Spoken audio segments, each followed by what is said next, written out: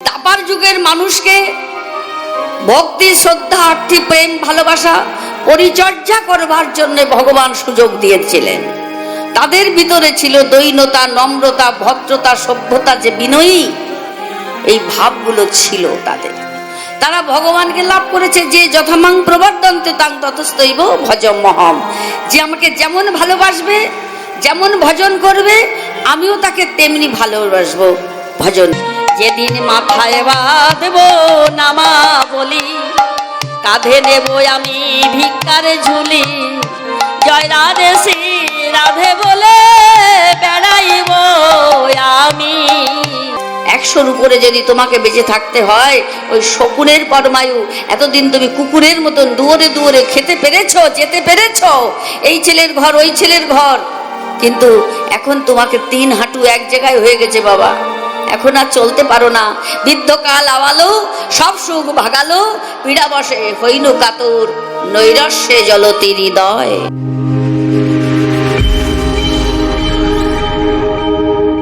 ভবশান্তিতে আপনাকে স্বাগত জানাই। ভিডিওটি ভালো লাগলে ভিডিওটিতে একটি লাইক, কমেন্ট ও শেয়ার করবেন এবং সাবস্ক্রাইব করে পাশে থাকবেন। প্রণময় কলিযুগ সর্বযুগ সার, হরিনাম সংকীর্তন যাহাতে প্রচার, কলিঘোর পাপে পাপাচ্ছন্ন অন্ধকারময়, পূর্ণ শশধর ভেল চৈতন্য তাহার। আজকে পূর্ণ ব্রহ্ম ভগবান, যিনি ঈশ্বর পরম কৃষ্ণ, সচ্চিদানন্দ বিগ্রহ, অনাদির আদি গোবিন্দ, সর্বকারণের কারণম, যিনি অখিল অনিল বিশ্ব ব্রহ্মাণ্ডের মালিক, অনন্ত কোটি বিশ্ব ব্রহ্মাণ্ডের জীব যার যশ কীর্তন করেন, সেই যশস্বী পূর্ণ ব্রহ্ম ভগবান আজ ত্রিতাপ ক্লিষ্ট কলি জীবের কাছে নেমে এসেছেন। তাই আজ আমরা চৈতন্য চরিতামৃতের আমার মহাপ্রভুর সেই মাধুর্যময় লীলা কথা আমরা আস্বাদন করব। যে কথা শ্রবণ করলে জীবের ভববন্ধন মোচন হয়, পরম তত্ত্ব লাভ হয়, গোলক বৃন্দাবনে স্থিতি হয়, সেই জীবকে কখনোই জন্ম মরণশীল জগতে এসে ত্রিতাপ জ্বালা ভোগ করতে হয় না।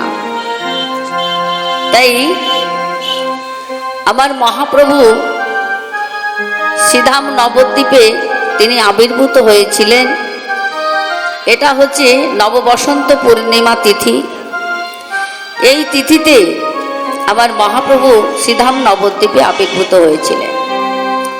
পরবর্তীতে তিনি সন্ন্যাস ধর্ম গ্রহণ করে এই লীলাচলে তিনি ছিলেন। তা মাতৃ আজ্ঞা শিরোধার্য করে, মাতৃ আজ্ঞা শিরোধার্য করে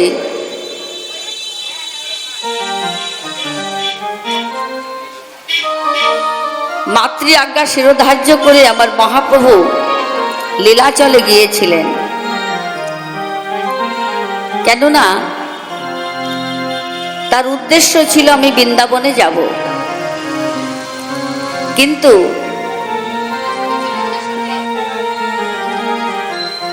মায়ের ওই দোদুল্যমান জীবন, মানে হৃদয়টা কখনো ঐশ্বর্য, কখনো মাধুর্য।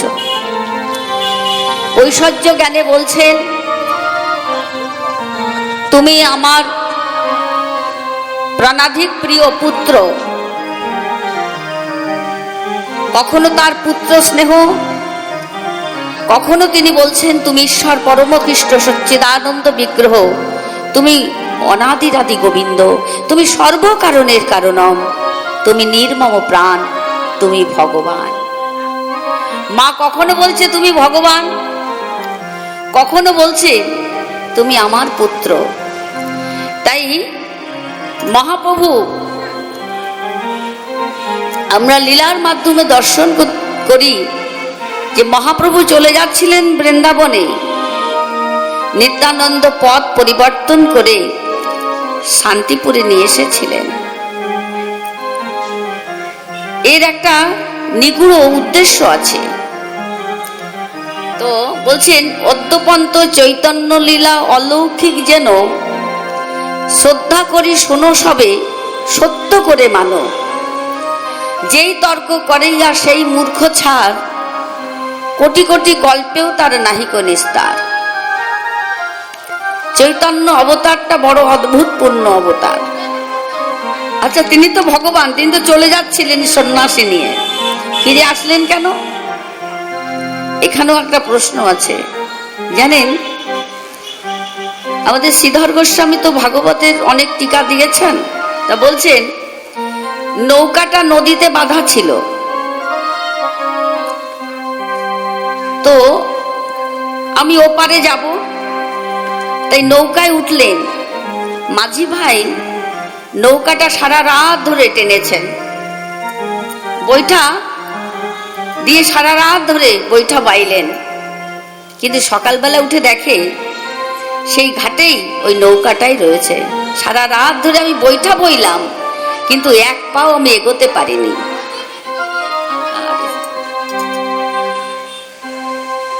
অবস্থা দেখো।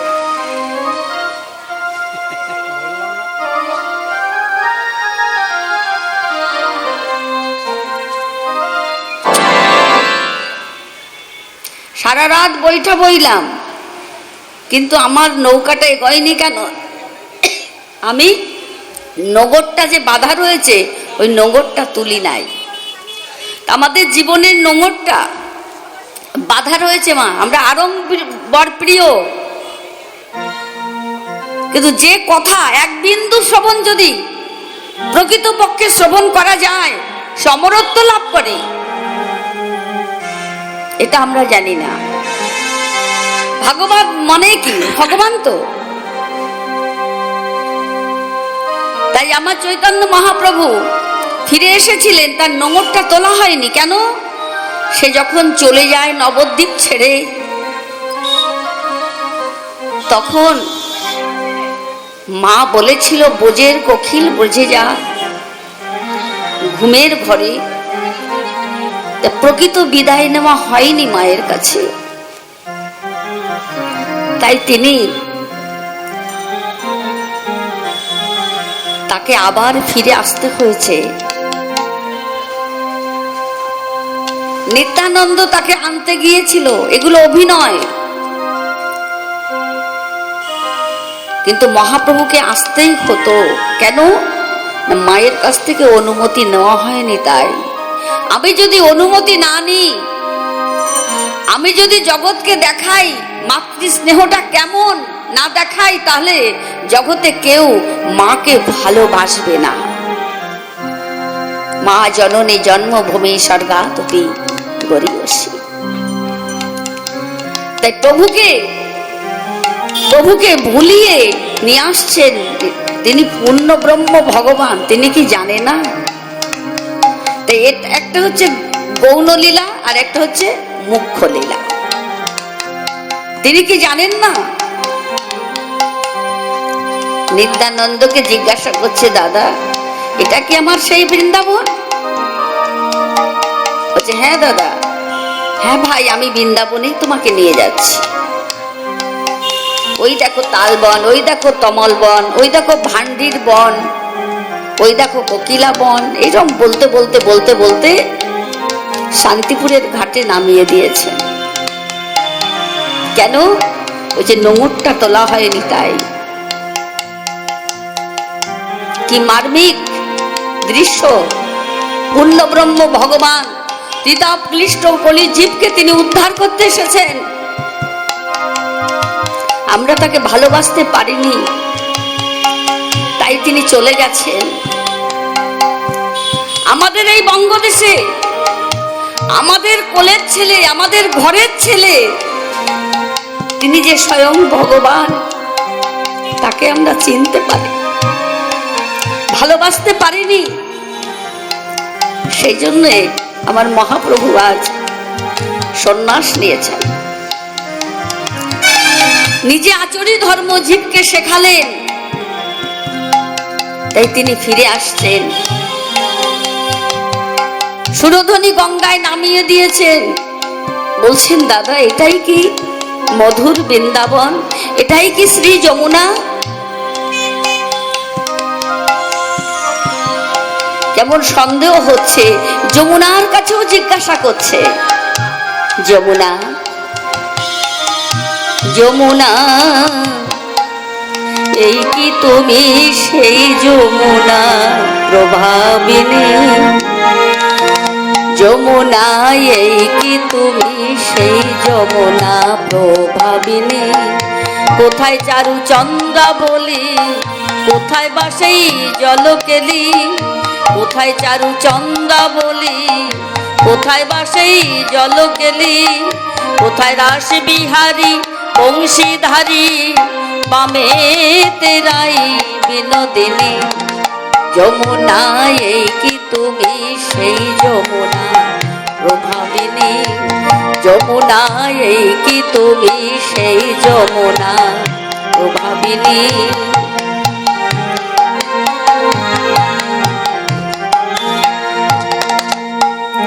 কোথায় চারু চন্দ্রাবলী, কোথায় বা সেই জলকেলি? কোথায় রাস বিহারী বংশীধারী, বামে তেরাই বিনোদিনী? যমুনা এই কি তুমি সেই যমুনা প্রভাবিনী? যমুনা এই কি তুমি সেই যমুনা প্রভাবিনী? যার বিশাল তটে রূপের হাটে বিকায়িত নীলকান্ত মণি, তার বিশাল তটে রূপের হাটে বিকায়িত নীলকান্ত মণি। যমুনা এই কি তুমি সেই যমুনা প্রভাবিনী? যমুনা এই কি তুমি সেই যমুনা প্রভাবিনী? যমুনার কাছে জিজ্ঞাসা করছেন, বিশ্বাস হচ্ছে না। যমুনায় জলকেলি করছে, কতদিন পরে আমি যমুনায় পেলাম। কি ভাব, বলছে না গোরাচাঁদের ভাব তো কিছু বোঝা যায় না। তাই এদিকে নিত্যানন্দ প্রভু গোপনে চন্দ্রশেখর ইত্যাদি সখাদের বললেন, যাও অদ্বৈত ঠাকুরকে নিয়ে এসো, আর শুকনো জামা কাপড় আনতে বলবে, আর নৌকা নিয়ে আসতে বলো। শুকনো জামা কাপড় আর নৌকা নিয়ে আমার অদ্বৈত ঠাকুর শান্তিপুরের ঘাটে এসে দাঁড়িয়েছেন। বলছেন নারা, আমি যে বৃন্দাবনে এসেছি তুমি জানিলে কেমনে?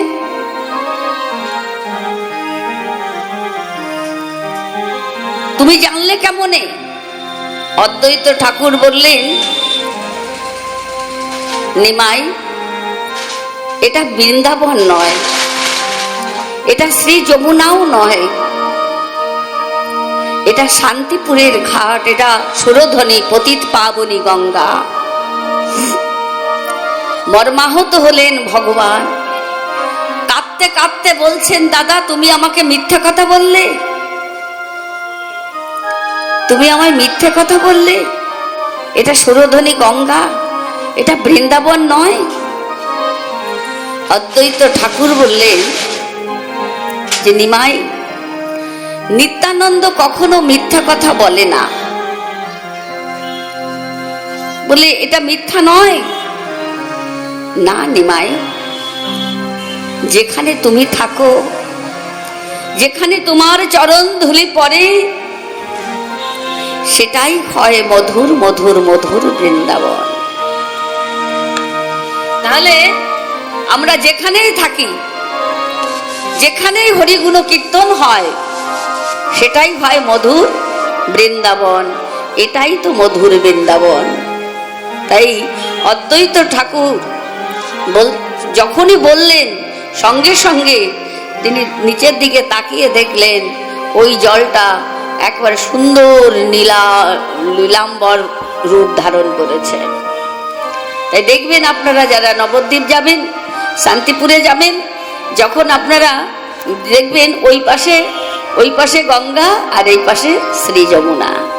উদ্যাপীয় সেই লীলা করে গোরা রায়, কোন কোন ভাগ্যবানে দেখিবারে পায়। কি অদ্ভুত পূর্ণ লীলা মা! তাহলে এটাই আমাদের মধুর বৃন্দাবন।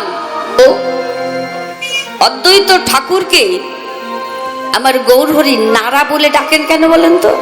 বলছে, নারা তুমি জানিলে কেমনে আমি যে বৃন্দাবনে। নারা বলে ডাকেন কেন জানেন? কলির প্রথম সন্ধ্যায় তাদের এই দুঃখ কষ্ট, তাদের যে যন্ত্রণা, এগুলো আপনারা শুনলে অবাক হয়ে যাবেন যে তারা কতখানি কষ্ট করে শুধু এই কলির জীবকে উদ্ধার করতে এসেছিলেন। অদ্বৈত ঠাকুর 52 বছর পূর্বে ওই বাবলার ঘাটে বসে সুরধ্বনি গঙ্গার কাছে প্রার্থনা করেছিলেন যে একবার প্রভু তুমি একবার এসো, দেখে যাও তোমার তিতাব ক্লিষ্ট কলির জীবের কত দুঃখ, কত দুর্দশা। তাদের সাধন নেই, তাদের ভজন নেই, তাদের ভিতরে যে দৈন্যতা, নম্রতা, ভদ্রতা, সভ্যতা, বিনয়ী, এই ভাবগুলো তাদের মধ্যে নেই। কিভাবে ভগবানকে লাভ করবে? সত্যযুগের মানুষকে ভগবান সুযোগ দিয়েছিলেন, তুমি পরমায়ু দিলাম 1 লক্ষ বছর, 1 লক্ষ বছর ধরে তুমি সাধন করো, ভজনা করো, ধ্যান করো, তুমি পাবে, ভগবানকে লাভ করবে। ত্রেতা যুগের মানুষে ভগবান সুযোগ দিলেন, তোমাকে 10,000 বছর পরমায়ু দেওয়া হলো, তুমি যজ্ঞ আদি করে আমাকে লাভ করো। দাপার যুগের মানুষকে ভক্তি, শ্রদ্ধা, আর্থি, প্রেম, ভালোবাসা, পরিচর্যা করবার জন্য ভগবান সুযোগ দিয়েছিলেন। তাদের ভিতরে ছিল দৈন্যতা, নম্রতা, ভদ্রতা, সভ্যতা, যে বিনয়ী, এই ভাবগুলো ছিল তাদের। তারা ভগবানকে লাভ করেছে। যে যথামাং প্রবর্ধন্তে তাং ততস্তৈব ভজমহম, যে আমাকে যেমন ভালোবাসবে, যেমন ভজন করবে, আমিও তাকে তেমনি ভালোবাসবো, ভজন করব। কিন্তু কলির মানুষ মা, কলির মানুষের পরমায়ু মাত্র 40 বছর দিয়েছিলেন ভগবান। মাত্র 40 বছর পরমায়ু কলির যুগের মানুষের। তাহলে আমরা এত বছর পেলাম কোথা থেকে? এরও কাহানি আছে বাবা। এই বয়সগুলো কেন পেলাম? আন্দোলন এখনো চলছে। যার একটু কম পড়ে যাবে, যে পার্টির একটু কম পড়ে যাবে, সেই তো বেরোবে মা আন্দোলন করতে। তা তখনও আন্দোলন ছিল, এখনো আছে। কলির মানুষকে যখন 40 বছর ভগবান পরমায়ু দিলেন, একদম সমান করে, জীব জন্তু পশু পাখি সবাইকে, একটা কুকুরকেও দিলেন 40 বছর পরমায়ু। কিছুদিন পরে তখন দেখলেন, ও এতটা পার্সিয়ালিটি, ওদের দিলে 1 লক্ষ, ওদের দিলে 10,000, আর ওদের দিলে 1,000, আর আমাদের মাত্র 40 বছর। মেনে নেয় কেউ? কম পড়ে গেছে না? আন্দোলন শুরু হয়ে গেল। ভগবানের কাছে গেলেন কে? অন্য কেউ গেল না, কিন্তু পশু পাখি কীট পতঙ্গ ওরা কেউ গেল না, গেল শুধু মানুষ। কেন? কলির মানুষের শুধু লোভ, লালসা, এগুলোই আছে। তখন কলির মানুষ গেলেন, গিয়ে বলছেন, প্রভু কেমন পার্সিয়ালিটিটা হয়ে গেল। বলছে, কি চাও তোমরা? বলছেন, পরমায়ু চাই। এই 40 বছরে আমরা সন্তুষ্ট নয়। আসতে কত কষ্ট আর যেতে কত কষ্ট। তো আজকে কলির মানুষ বললেন, আমরা মানতে পারছি না। যেমন জন্মাতে কষ্ট, তেমনি মৃত্যু হতে কষ্ট। একটা মৃত্যুপথ যাত্রীকে দর্শন করুন, কতখানি কষ্ট পেয়ে জগৎ থেকে সে যাচ্ছে বিদায় নিয়ে। একটা অন্তঃসত্ত্বা মা যখন একটা সন্তানকে প্রসব করে, জীবন মরণের কাহিনী, তাহলে কোনো সন্তান পৃথিবীর আলো দেখতে পাচ্ছে, আবার কোনো সন্তান দেখতেও পারছে না। কোনো মা তখন প্রাণটাও হারাচ্ছে। কত কষ্ট জন্মাতে আর মৃত্যু। তাহলে এত কষ্ট করে এসে আমি মাত্র 40 বছর থাকবো এই পৃথিবীতে, আমাদের পরমায়ু দিতে হবে। আন্দোলন শুরু হয়ে গেল। তারপরে কিছুদিন পরে আন্দোলন করছে। কিছুদিন পরে একটা ঘোড়া গিয়ে বলছেন, প্রভু আমাকে তুমি 40 বছর দিয়েছো, আমি 40 বছর চাই না, আমার কাছ থেকে তুমি 20 বছর ফিরিয়ে নাও। ঘোড়াটা যখন বলেছে ফিরিয়ে নাও, মানুষের তখন আনন্দ হয়েছে। বলছে প্রভু ও তো তোমাকে 20 বছর ফিরিয়ে দিয়ে গেল, তাহলে ওই 20 বছর পরমায়ু নিয়ে তুমি কি করবে, ওটা আমাদের দিয়ে দাও। তবুও তারও 20টা বছর পাবো, বাঁচবো। ভগবান বললেন তুই ওর পরমায়ুটা নিতে পারিস, কিন্তু যার যার পরমায়ু নিবি তার মতো করে তোকে চলতে হবে। মানুষ রাজি হয়ে গেল। তাহলে ওই পরমায়ুটা, ঘোড়ার পরমায়ুটা নিলেন কে? মানুষ। তাহলে ঘোড়ার পরমায়ুটা নিলে তাহলে ঘোড়া যেমন দৌড়ায়, আমাদেরও তেমনি দৌড়াতে হবে। তাহলে 40 থেকে 60 বছর, তাহলে তখন যৌবন থাকে। এই যে আমাদের চক্ষু, কর্ণ, নাসিকা, জিহ্বা, ত্বক, প্রত্যেকটা ইন্দ্র সতেজ থাকে। এইবার ছেলে হবে, মেয়ে হবে, বাড়ি করব, গাড়ি করব, মানে দৌড়াচ্ছে কামনা বাসনার বশীভূত হয়ে। দৌড়াতে 60 এসে গেল, ঘোড়ার বয়সটা চলে গেল। এইবার এলো গাধার বয়স। গাধা ভগবানকে বলেছিল, প্রভু আমি গাধা হয়ে জন্ম নিয়েছি বহু জন্মের পাপ কর্মের ফলে, তাই আমাকে তুমি 40 বছর দিয়েছো। গাধাটা শুধু বোঝা বইতেই ওর জীবনটা চলে যাবে। তাই গাধা তখন খুব কষ্টে বললেন, তুমি আমার কাছ থেকে 20 বছর নিয়ে যাও, তবুও তো 20টা বছর আমি মানে বিশ্রামে থাকতে পারবো, আমার দরকার নেই বাবা বেঁচে থাকার, যত বেঁচে থাকবো ততই আমার কষ্ট পেতে হবে। তাই গাধা 20টা বছর ভগবানকে ফিরিয়ে দিয়ে গেলেন। মানুষ লোভী, স্বার্থপর। মানুষ বললেন, হে পরমেশ্বর ভগবান, ও তো তোমাকে 20 বছর ফিরিয়ে দিয়ে গেল, ওই 20 বছর আমাদের দাও। তাই 60 পরে যদি মা গাধার পরমায়ু তোমাকে নিতে হয়, গাধা সারা জনম ধরে বোঝা বইলেন, চিনির বোঝা বইলেন, কিন্তু চিনি ভেতরে যে ওই চিনিটা কেমন স্বাদ সেটা কিন্তু গাধা পায়নি। ছেলে মেয়ে মানুষ করেছে, কত কষ্ট করেছে, মানে গাধার মতন খেটেছে, গাধার মতন বোঝা বয়েছে, সংসারের বোঝা। কিন্তু ওই ছেলেটা যখন বিদেশে গেল লেখাপড়া শিখিয়ে, যখন পয়সা ইনকাম করছে, তখন নিজের ছেলে মেয়ে নিয়ে, স্ত্রী নিয়ে সুখে আছে, কিন্তু যে বইল সে কিন্তু চিনির স্বাদটা পেল না। পেল কি? চিনির স্বাদ কিন্তু পেল না। গাধার মতো তুমি খাটলে, কিন্তু চিনির স্বাদটা তুমি পেলে না।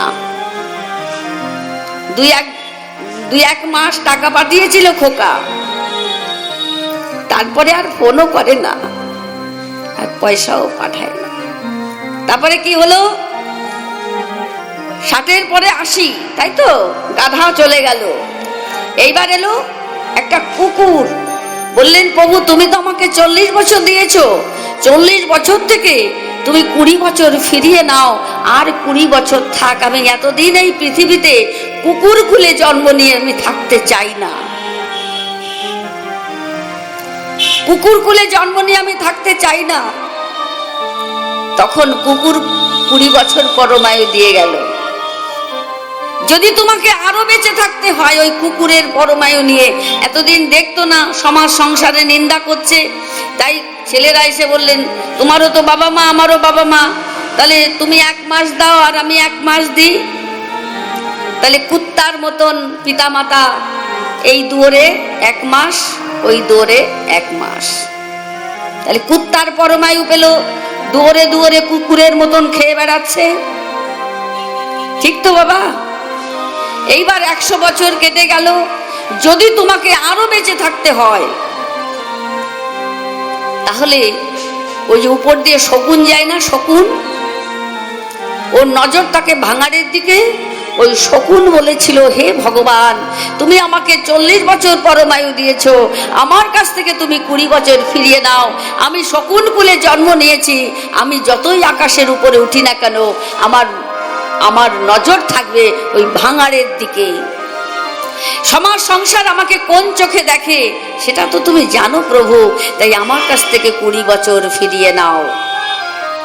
ওরা দিয়ে যাচ্ছে আর মানুষ সেটা লুপে নিচ্ছে।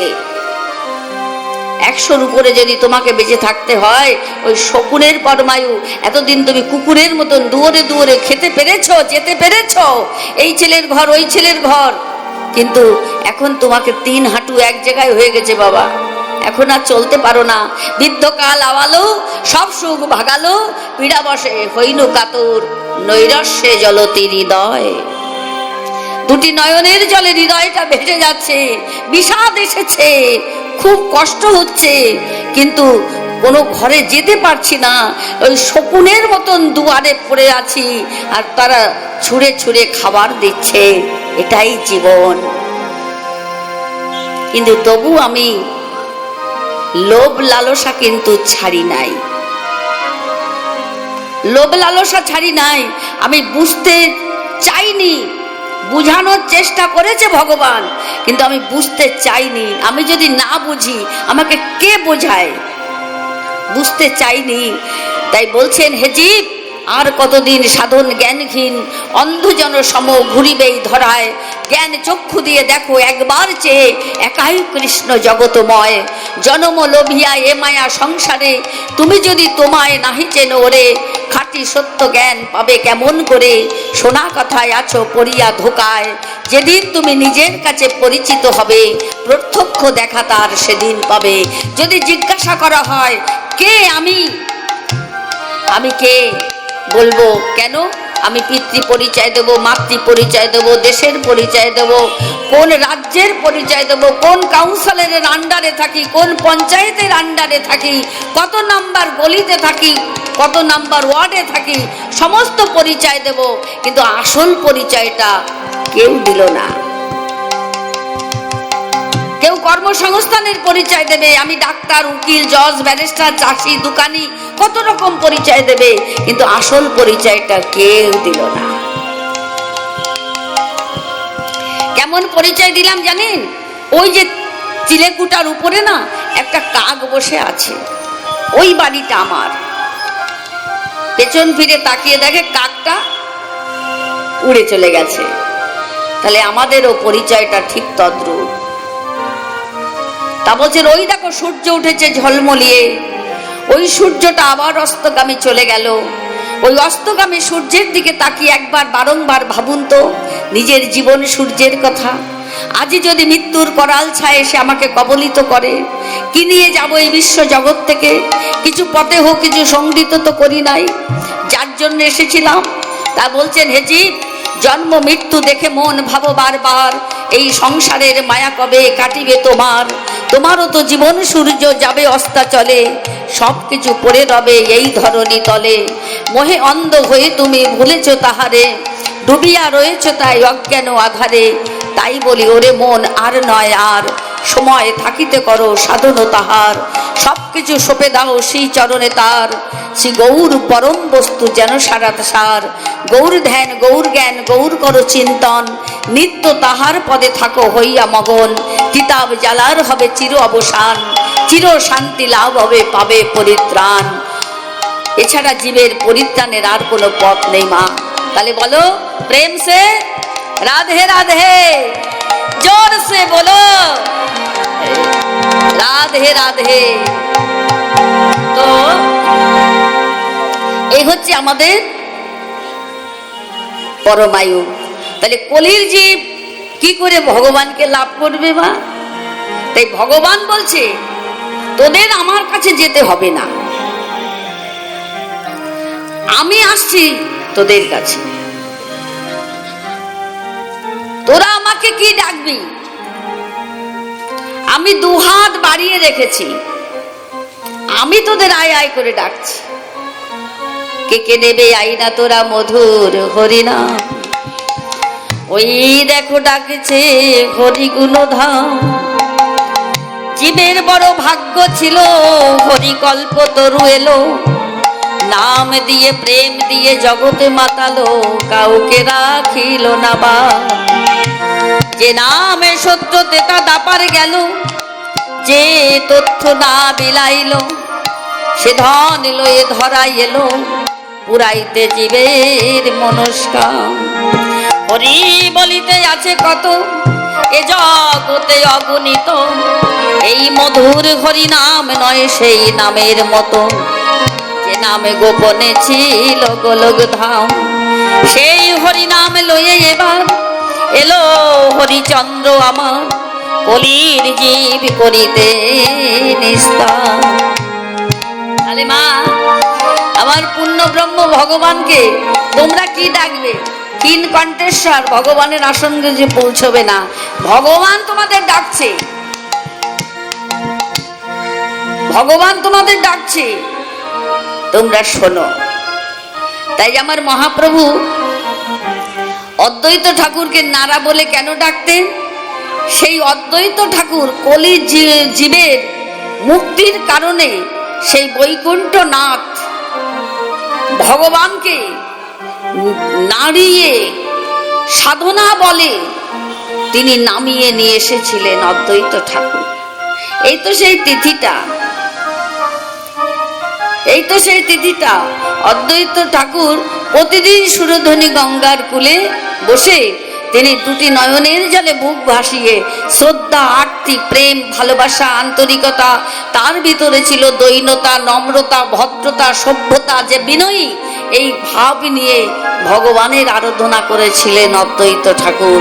হঠাৎ এই নববসন্ত পূর্ণিমা তিথিতে তিনি দেখলেন যে সেই তুলসীটা যখন চন্দনে লেপন করে যখন দিয়েছেন সুরধ্বনি গঙ্গায়, ওই তুলসীটা যেদিক স্রোত সেদিকে না গিয়ে যেদিকে অপর দিকে যাচ্ছেন অদ্বৈত ঠাকুর বলছে, তবে কি আমার ডাক শুনেছে? আমার ডাক শুনেছে? তখন অদ্বৈত ঠাকুর সেই তুলসীর পেছন পেছন ছুটতে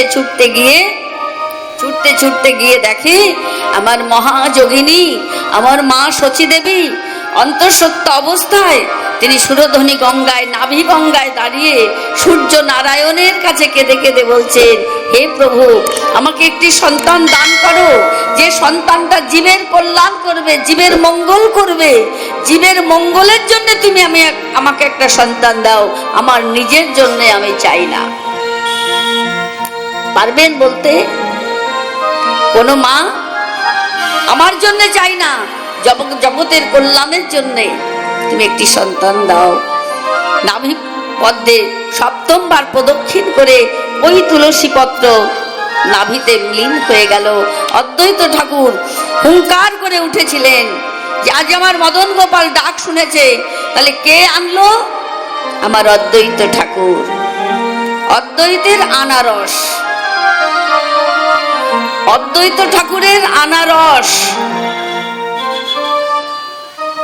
তাই বলছেন, মাধুর্য প্রেম রস স্বরূপে হয় প্রকাশ, তাহাতে সূর্যের বিকাশ। সে রস অতি মধুর হয় যদি প্রেমের অঙ্কুর, হৃদয়ে বাড়ে আনন্দ উল্লাস। সেই আনন্দ না অনুভবনীয় বস্তু, যে আনন্দটা, এই আনন্দে যদি কেউ ব্যাঘাত ঘটায়, তাহলে কি বলে না, যারা ভক্ত প্রকৃত, এই আনন্দে যদি কেউ ব্যাঘাত ঘটায় তখন তারা রেগে যায়।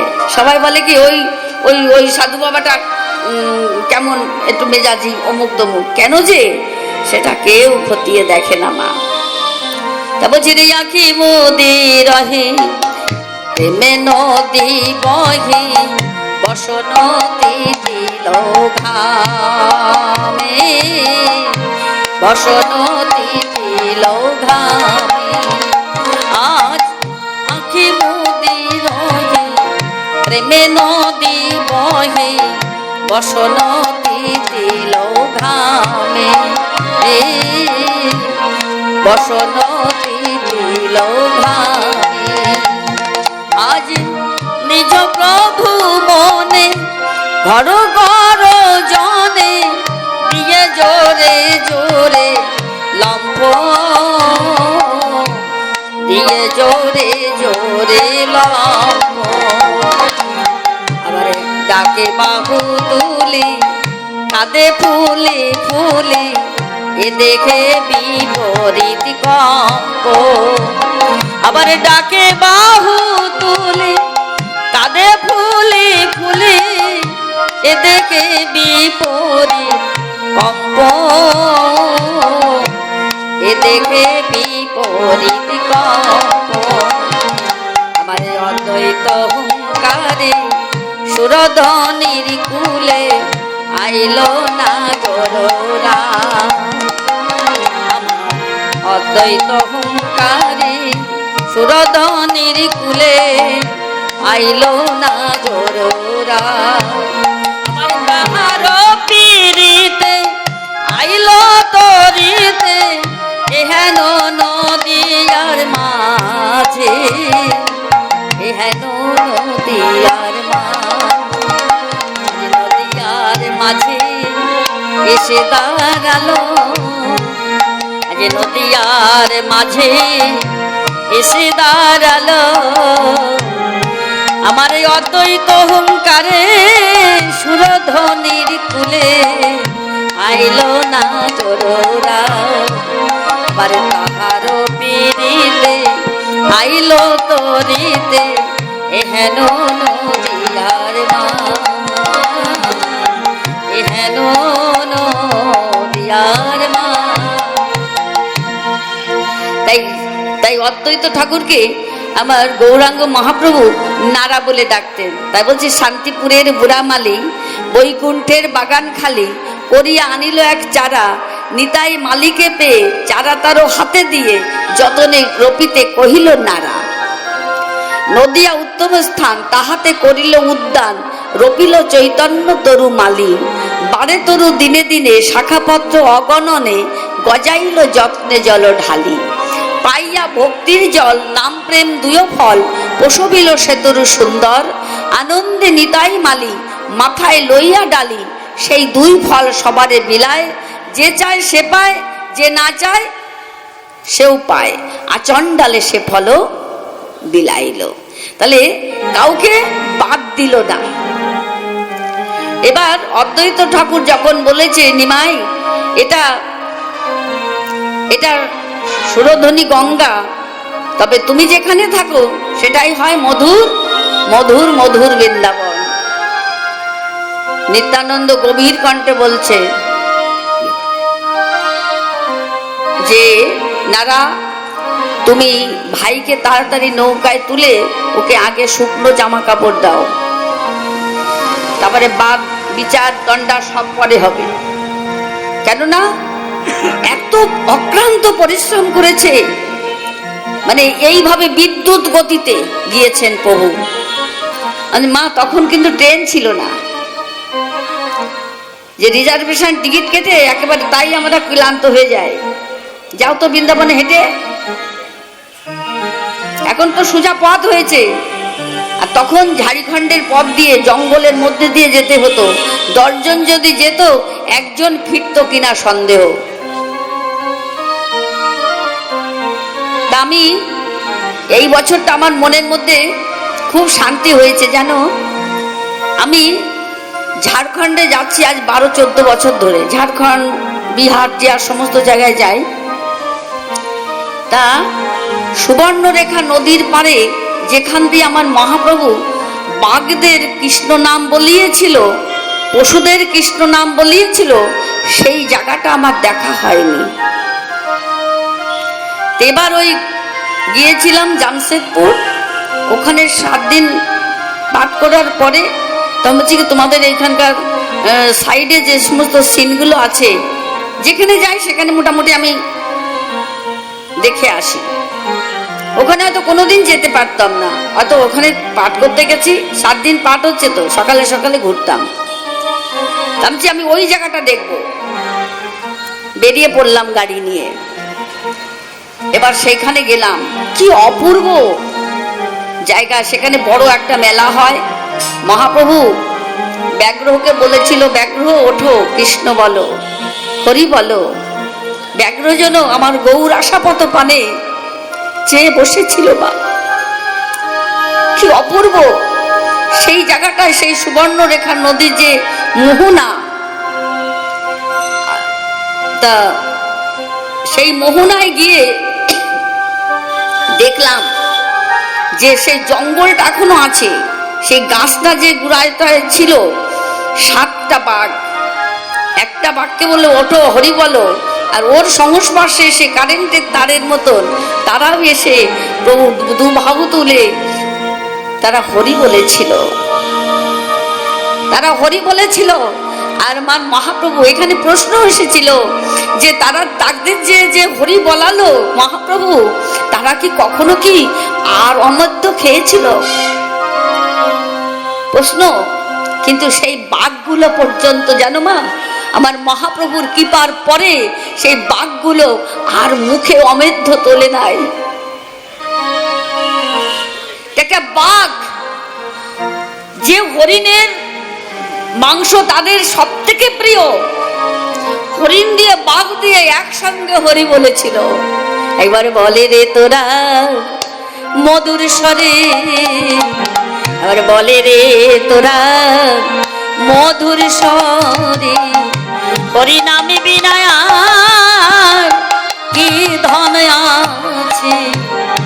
বলে রে তোরা মধুর স্বরে, হরে কৃষ্ণ হরে কৃষ্ণ, কৃষ্ণ কৃষ্ণ হরে হরে, হরে রাম হরে রাম, রাম রাম হরে হরে। এবার বল রে তোরা মধুর স্বরে, অনন্ত যার পাই নাই অন্ত, ব্রহ্মা যারে ধ্যান করি, ওরে তেজে কাশী হয়েছি, শ্মশান বাসী হরি নামের তরি, ওরে অমিনে হর গঙ্গা ধরে, ওরে পঞ্চমুখে হরি নাম করি, হরি নামের গুণে এই গহন বনে, ওরে মৃত তরু সঞ্চারী। একবার বল রে তোরা মধুর স্বরে, হরি নাম বিনায়ার কি ধন আছে, হরি ভব সংসারের মাঝে। এবার বল রে তোরা মধুর স্বরে, বল রে তোরা মধুর স্বরে। কত কষ্টের সেই পথগুলো ছিল, পদব্রজে কাটা বিঁধে গেছে, তবুও হরি হরিনাম করতে করতে প্রভু চলেছে। ওই ব্যাগ দেখে প্রভুর সঙ্গে যার আরো 5 জন ভক্ত ছিল, তারা কি এগিয়েছিল? তারা ছুট। তাহলে তার অন্তরঙ্গ ভক্ত তাহলে প্রভুকে কতখানি ভালোবাসে যে তারা ছুটে পালিয়ে গেল, মরুক প্রভু, তাই না? প্রভু যা হয় হোক, আমরা তো বাঁচি। বুঝতে পারছো? এই হচ্ছে ভালোবাসা। আর প্রভুর সঙ্গে সঙ্গে তখন যারা হরি নাম করছে না, সেই বাঘ, ভাবতে পারো তো, সেই বাঘ হরিনাম করতে করতে প্রভুর চরণে লুটিয়ে পড়লেন। ওই ব্যাঘ্রগুলো হরিনামে কৃপা পেয়েছিল ভগবানের, আমরা কেন বঞ্চিত থাকবো? আমরা কেন বঞ্চিত থাকবো মা? দূরে সরে কেন থাকবো? তাই সবাই মিলে আমরা হরি বলবো, সবাই মিলে আমরা রাধে রাধে বলবো, তাই না? তাহলে আমরা কখনো দূরে থাকবো না। তাই জানো, মানে আমি শাস্ত্রে পড়েছি এবং মানে সবার কাছে শুনেওছি যে সুবর্ণরেখা নদীতে নাকি সোনা পাওয়া যায়, বুঝলে? তা আমি দেখি তো, চেষ্টা করে এই পর্যন্ত এলাম আর সোনা পাবো না। দেখি ওই কর্নারে যারা ইংরেজরা যে সমস্ত বড় বড় সেই পাথরগুলো ভেঙে ভেঙে রেখেছিল, সেই সমস্ত বড় বড় জায়গাটা রয়েছে, তারই কোনায় ওই কোনার দিকে বসে সব ওই চালনে করে ছেঁকে ছেঁকে ওই কি ওরা বুঝতে পারছে কোনটা সোনা কি, আর আমি তো অত বুঝতে পারছি না। তারপরে আমি নেমেছি, নেমে আমার ওই ক্যাসিও ম্যান ছিল পঙ্কজ দা, তা বলছে কি, পঙ্কজ তো নামলাম তো, পাবো তো সোনা, পাবো তো? বলছে হ্যাঁ হ্যাঁ, তুমি যখন নেমেছো পাবা। তারপরে দেখি পাথরের কোনায় এইটুখানি ছোট ছোট দুটো কুচি পেলাম। এই দেখো, তা ওদের দেখালাম, বলে হ্যাঁ মা, ওইটা সোনা, মানে বালির কুচির মতো। তাও তো সম্মান রেখেছে, বলো, পেয়েছি তো। তা যাই হোক, ওখানে পঞ্চমাথা শিব ছিল আর বনদেবীর সেবা হয়, পুজো হয়। তাই ওইখানে আমি কি, বাবা তোমার পেয়েছি, তুমি রেখে দাও তোমার সোনা। আবার বলবে, স্বপ্ন দেবে আমাকে নিয়ে এসে ওখান থেকে আমার দিয়ায় আবার আমি আবার সেই সামনের বছর আসবো, সেই জামশেদপুর সামনের বছর আসবো, এর মধ্যে আর আসবো না। তা যাই হোক, এই যে ঝাড়খণ্ডের পথে পথে আমার মহাপ্রভু হরিনাম করতে করতে গিয়েছিল, মা হরিনাম করতে করতে গিয়েছিল, সেই অপূর্ব জায়গা দেখে এসে এবার আমার মানে ওখানে যে 42টা জায়গায় আমি দীর্ঘদিন 12-14 বছর ধরে ধরে প্রোগ্রাম করছি, বিহার দিয়ে ঝাড়খণ্ড দিয়ে, এর উত্তর আমি কি করে দেব মা? হয়তো কেউ বোঝাতে পারিনি, কেন হবে না? কেন হবে না? ঝাড়খণ্ডের মানুষ একাদশী বুঝতো না, এখন 18,000 20,000 ভক্ত আমার ভাগবতে এসে সবার গলায় এখন মালা। একাদশীর মাহাত্ম্য বলতে এখন একাদশী সবাই করে, কেন হবে না? গঙ্গাসাগরে 16 বছর প্রোগ্রাম করেছি, এবারও গেছিলাম, এই কদিন আগে গেলাম, 16 তারিখে করেছি। মায়েরা উলু দিতে জানে না, সবাইকে উলু দিয়া শিখিয়ে দিয়েছি। ওরা শুধু এরকম বড় বড় থালার মতন ঝাঁজ আছে, এমনি করে করে বাজায়, শিখিয়েছি। কেন হবে না? বলছে পাখিরে যে নাম লওয়াইলে লয়, সারি সুখু আদি কত, মানুষও আকারও হইলে কি হয়, করহ ভূতেরও কাম, নইলে বদনে কেন না বলহ শ্রীকৃষ্ণ গোবিন্দ নাম। পাখিরে যে নাম লওয়াইলে লয়, সারি সুখ আদি কত, তুমি যেই হাতে আলস্য করহ, এহায়ও কেমন মতো। কত দিবস রজনী আবলো তাবলো পাচালো পারিতে পারো, তাহারও ভিতরে কখনো কি তুমি একবার গোবিন্দ বলিতে নারো। ভজিব বলিয়া কহিয়া আইলে, ভুলিলে কি সুখ পেয়ে, মজিলে আবার সংসার কূপেতে পচিবি নরকে গিয়ে। নরকের ভয় সকলেরই আছে বাবা, যে মুখে বলো হরিনাম, হাতে করহ গৃহকাম, আর দুটি বাহু তুলে যদি রাধে রাধে বলো, অনায়াসে পার করে দেবেন রাধামানি। তাই একজন না, মানে একজনের তিন ছেলে, তা ও একটা ছেলে ওই মানে নাস্তিক, ও হরিনামটাম বিশ্বাস করে না। তাই মা বাবা ওই ছেলেটার জন্য খুব চিন্তিত, সকলেই হরিনাম করে, সবাই গুরু গৃহের থেকে দীক্ষা টিক্ষা নিয়েছেন, কিন্তু এই ছেলেটা কিন্তু কিছুতেই কিছু হয় না। তারপর একদিন জোরপূর্বক পিতা মাতা ওই ছেলেটাকে গুরু গৃহে নিয়ে গেছে, শাস্ত্রিক ব্রাহ্মণ বৈষ্ণব ব্রহ্মচারী।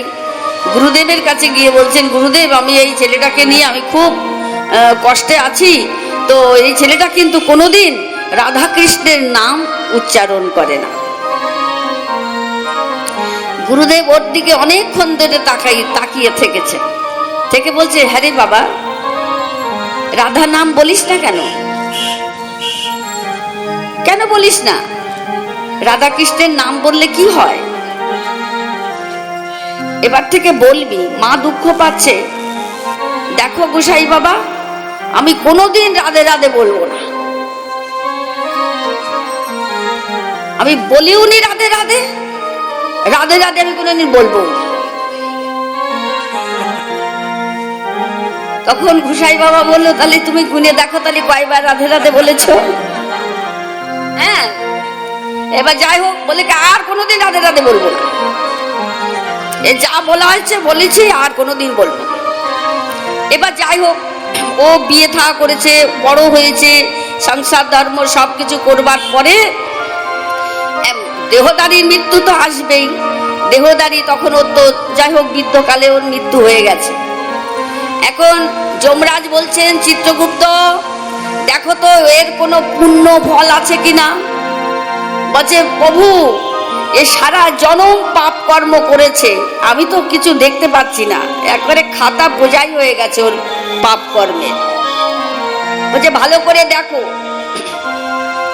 হ্যাঁ, ও তাই তো প্রভু, একটা জায়গায় লেখা আছে ও গুরু গৃহে গিয়ে 3 বার ও রাধা নাম বলেছিল, এটাই ওর পুণ্য ফল। তাহলে এখন কি করব প্রভু? তখন বলছে, তাই তো, রাধা নামে যে কি হয় সেটাও তো আমি জানি না। রাধা নামে যে কি হয় সেটাও তো আমি জানি না। তাহলে এক কাজ করো, সৃষ্টিকর্তা ব্রহ্মার কাছে নিয়ে চলো। যাই, চল ব্রহ্মার কাছে যাবি, তোর রাধা নাম নিলে কি হয়, সারা জনম পাপ করেছি, আমার তো ইচ্ছা তোরে জমালয়ে পাঠাবো। কিন্তু ছেলেটা বলছে, হ্যাঁ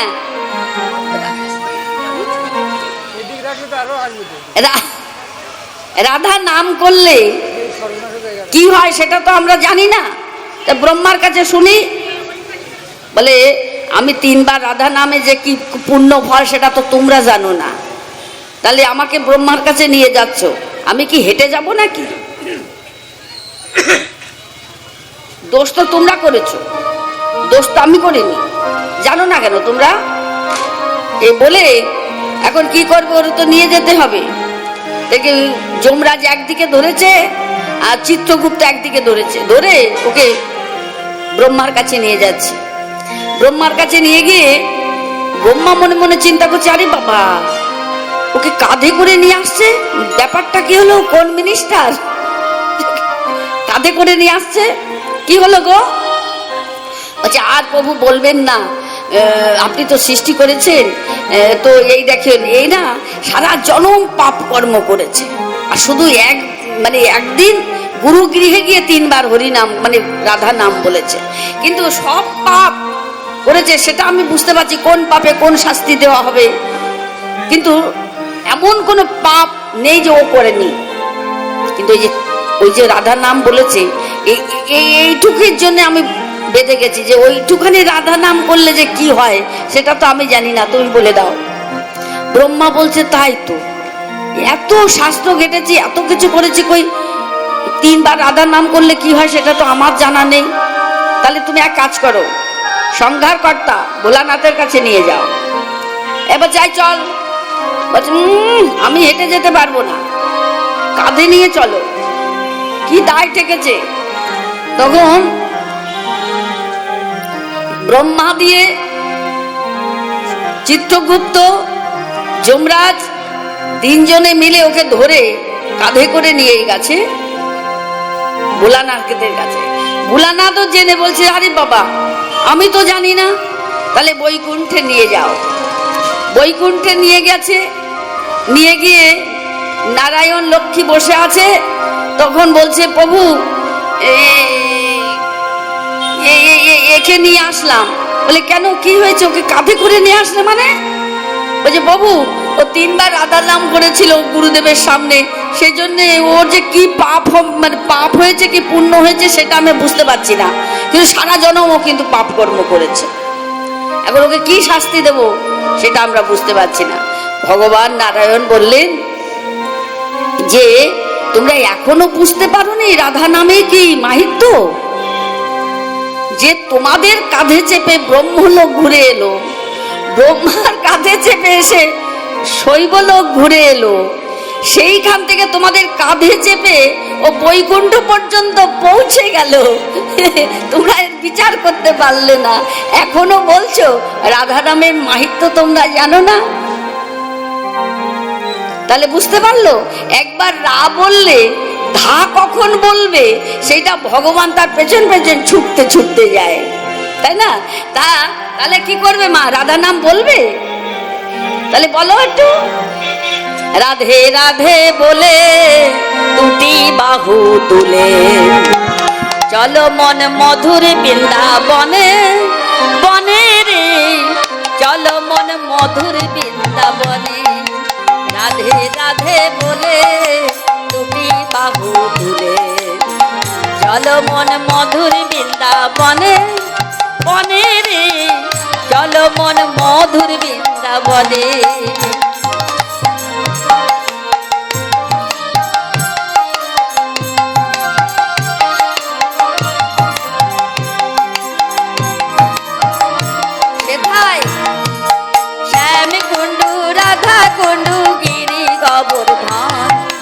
মধুর মধুর বংশী বাজে এই তো বৃন্দাবন।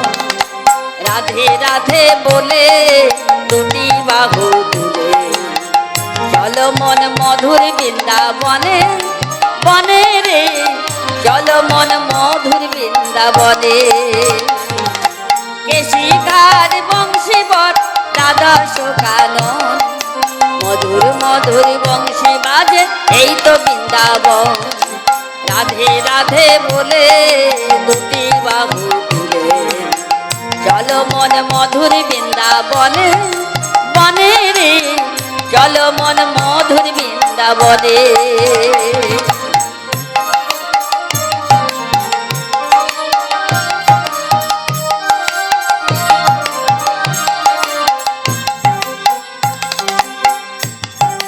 ললিতা বিশাখা আদি যত সখীগণ, মধুর মধুর বংশী বাজে এই তো বৃন্দাবন।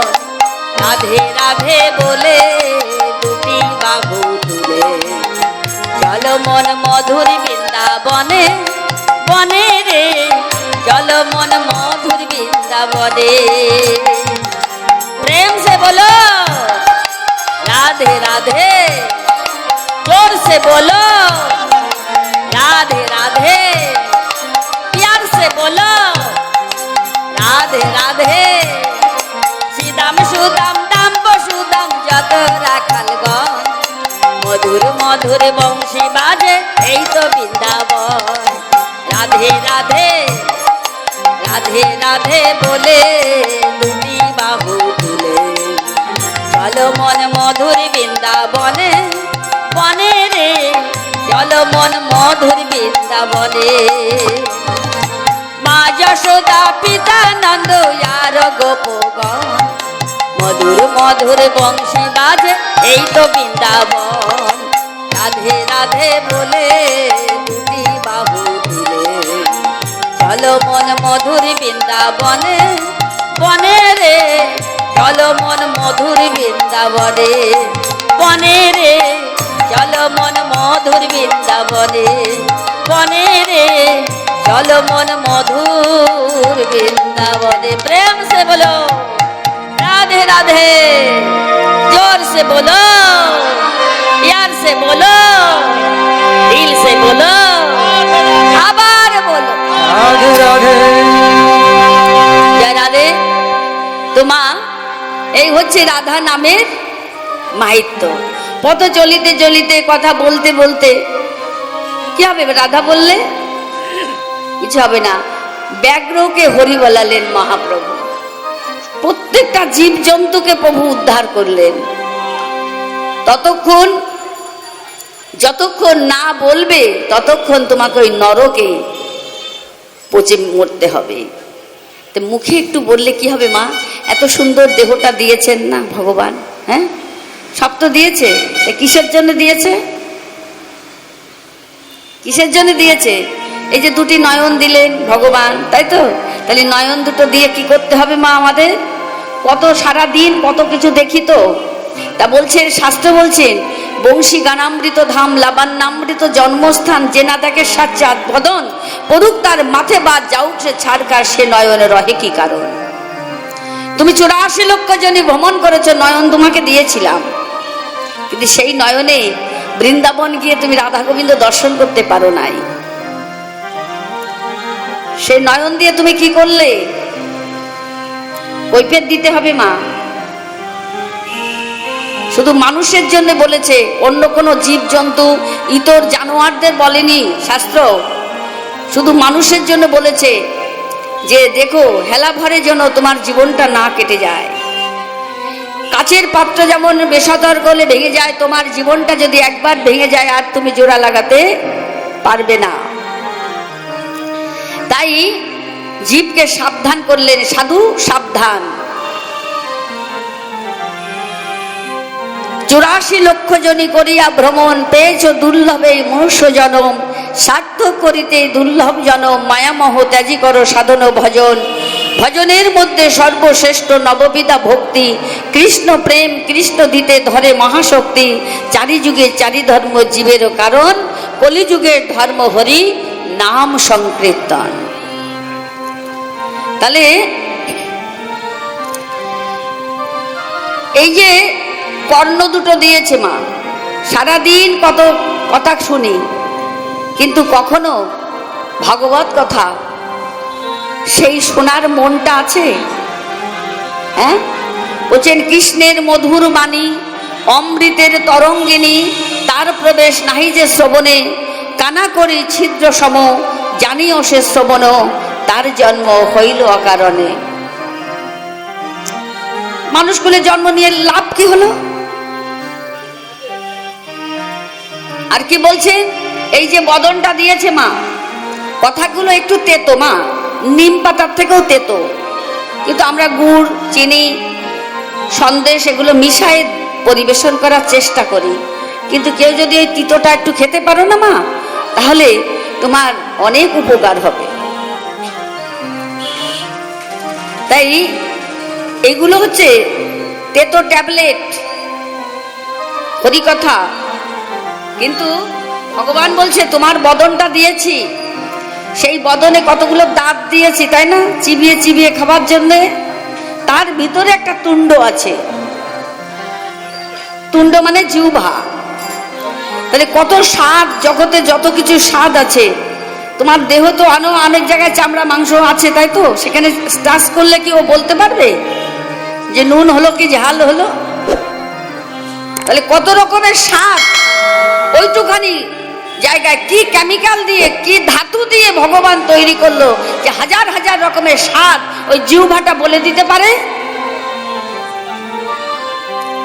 সেই জিহ্বাটা তোমাকে দিয়েছে কেন ভগবান? মিথ্যে কথা বলার জন্যে, ঝগড়া করার জন্যে, রাষ্ট্রে রাষ্ট্রে গন্ডগোল বাঁধিয়ে দেওয়ার জন্যে, অমেদ্য খাওয়ার জন্যে সেই জিহ্বাটা দিয়েছে ভগবান। বলছেন কৃষ্ণের অধর অমৃত, কৃষ্ণ গুণ চরিত, সুধাসার সাধু বিনিন্দন, তার সাধু যে না জানে, জন্মিয়া না মইল কেনে, সে রসনা ভেগ জিহ্বা সম। তুই মানুষ করে জন্ম নিয়েছে, ওই তোমাকে দিয়েছি কৃপা করে, যদি ওই জিহ্বাটা দিয়ে আমার অধর অমৃতের প্রসাদ না খাও, এই তোমার জিহ্বাটার সঙ্গে তুলনা করেছে ওই ব্যাঙের জিহ্বা। ভগবানের করুণার শেষ নেই মা। কত কথা বলবো, গলার থেকে এইটুখানি হিসাব করে দেখো ভগবান তোমাকে ফ্রি কত টাকার জিনিস দিয়েছে। একটা জিনিস খারাপ হয়ে যাক, দেখে নে কত টাকা লাগে সারাই করতে, এগুলো কিন্তু ভগবান ফ্রি দিয়েছে তোমায়। এই গলার থেকে আবার এই পেট পর্যন্ত হিসাব করে দেখো দিনই, হার্ট থেকে লিভার থেকে কিডনি থেকে শুরু করে যত কিছু আছে ভিতরে পাসপোর্ট, এগুলো কিন্তু কিনতে গিয়ে দেখো কত টাকা লাগে, আর ভগবান ফ্রি দিয়েছে। এরপরেও তুমি বলবে ভগবান চোখে দেখে না, কানে শোনে না, ভগবান ওরা নাম করে না ওদের দেয়, আর আমরা ভজন সাধন করি আমাদের দেয় না। এক এক মার এক এক রকমের কথাবার্তা। সব অভিযোগ আমাদের কানে আসে। এই কথা ভাবতে ভাবতে তো তখন ভগবান বলছে, তোমাকে আমি কি দেইনি, সব দিয়েছি, এ টু জেড। সকালবেলা উঠে পূব দিকে তাকিয়ে দেখবে কত বড় একখানা হ্যালোজিন ভগবান পৃথিবীকে আলোকিত করবার জন্য একখানা হ্যালোজিন দিয়ে দিয়েছে। তা তিনি কি মাস গেলেকে বিল পাঠাচ্ছে? পাঠিয়েছে বিল? পাঠায়নি তো, ফ্রি আলো দিয়ে দিয়েছে সারা দিন। লাইট জ্বালালে পরে পয়সা দিতে হয় না। আর ভগবানকে কত টাকা দাও? মাস গেলেই হ্যাঁ বাবা দাও। সূর্য নারায়ণ যে এত সুন্দর বিশাল বড় সকালবেলা ওরা নিয়মিত দিয়ে যাচ্ছে, হ্যালোজিনটা সঙ্গে সঙ্গে পট করে জ্বলে উঠছে, ফ্রি। এই যে বাতাসটা দিচ্ছে ভগবান, ফ্যান চালালে পয়সা দিতে হয় না, তাহলে বাতাসটা ভগবান দিচ্ছে। করোনার সময় বুঝতে পেরেছিলে অক্সিজেন কারে বলে, তাই না? বুঝতে পেরেছিলে? কিন্তু ভগবান দিয়ে যাচ্ছে বাতাস, শ্বাস প্রশ্বাস নিচ্ছ, বেঁচে আছো, এখনো বলবে ভগবান আমারে কিছু দেয়নি? অস্বীকার করার জায়গা আছে? এই যে মাটিতে বসে আছো, বলবে যে কেন আমার বাবা আমারে লিখে দিয়ে গেছে, আমি সেইখানে আছি, বাড়ি ঘর দুয়ার করে টেরে আছি, আমার বাবার সম্পত্তি। তোমার বাবা কোথায় পেয়েছিল? বলে কেন আমার ঠাকুর দাদা লিখেছিল। তোর ঠাকুর দাদা কোথায় পেয়েছিল? তার বাবার কাছে না। এবার বাবার বাবা, বাবার বাবা, বাবার বাবা, তার বাবা খুঁজতে খুঁজতে গিয়ে দেখো অনন্ত কোটি বিশ্ব ব্রহ্মাণ্ডের পিতা আমার পরম ভগবান ঈশ্বর পরম কৃষ্ণ সচ্চিদানন্দ বিগ্রহ অনাদিরাদি গোবিন্দ সর্বকারণের কারণ। তোমার বাবার সম্পত্তির পরে বসে নাও, ভগবানের সম্পত্তির পরে বসে আছো। কারণ বাবার ক্ষমতা নেই নিয়ে আসা, কারণ নিয়ে যাওয়ার ক্ষমতা নেই। তোমার বাবা মানেনি, তুমি আনোনি। তাই খ্যাতি অপ তেজ মরক্ষ, এটাই হচ্ছে ভগবান। আমরা চোখের পরে সবসময় ভগবানকে দেখছি, তবু আমরা অস্বীকার করছি। সূর্য নারায়ণ এটা ভগবান না? বাতাসটা দিচ্ছে এটা ভগবান না? তাহলে প্রত্যেকটা মুহূর্তে আমরা ভগবানের জিনিসগুলো গ্রহণ করছি, ফ্রি ফ্রি লুটে লুটে নিচ্ছি, আবার সেই ভগবানকেই অস্বীকার করছি। আহ কি সুন্দর মানুষ! আহা আহারে বিহারে শয়নে স্বপনে ভগবান বলছেন তেষাং সতত যুক্ত নাং ভজতাং প্রীতিপূর্বকম দদামি বুদ্ধিযোগং তাং জানু মাম প্রজান্তিতে।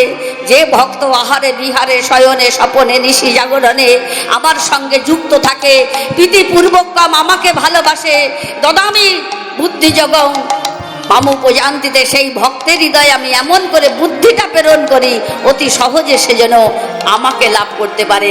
আর সেই ভক্তের হৃদয়ে আমি সকল সময় জাগ্রত থাকি।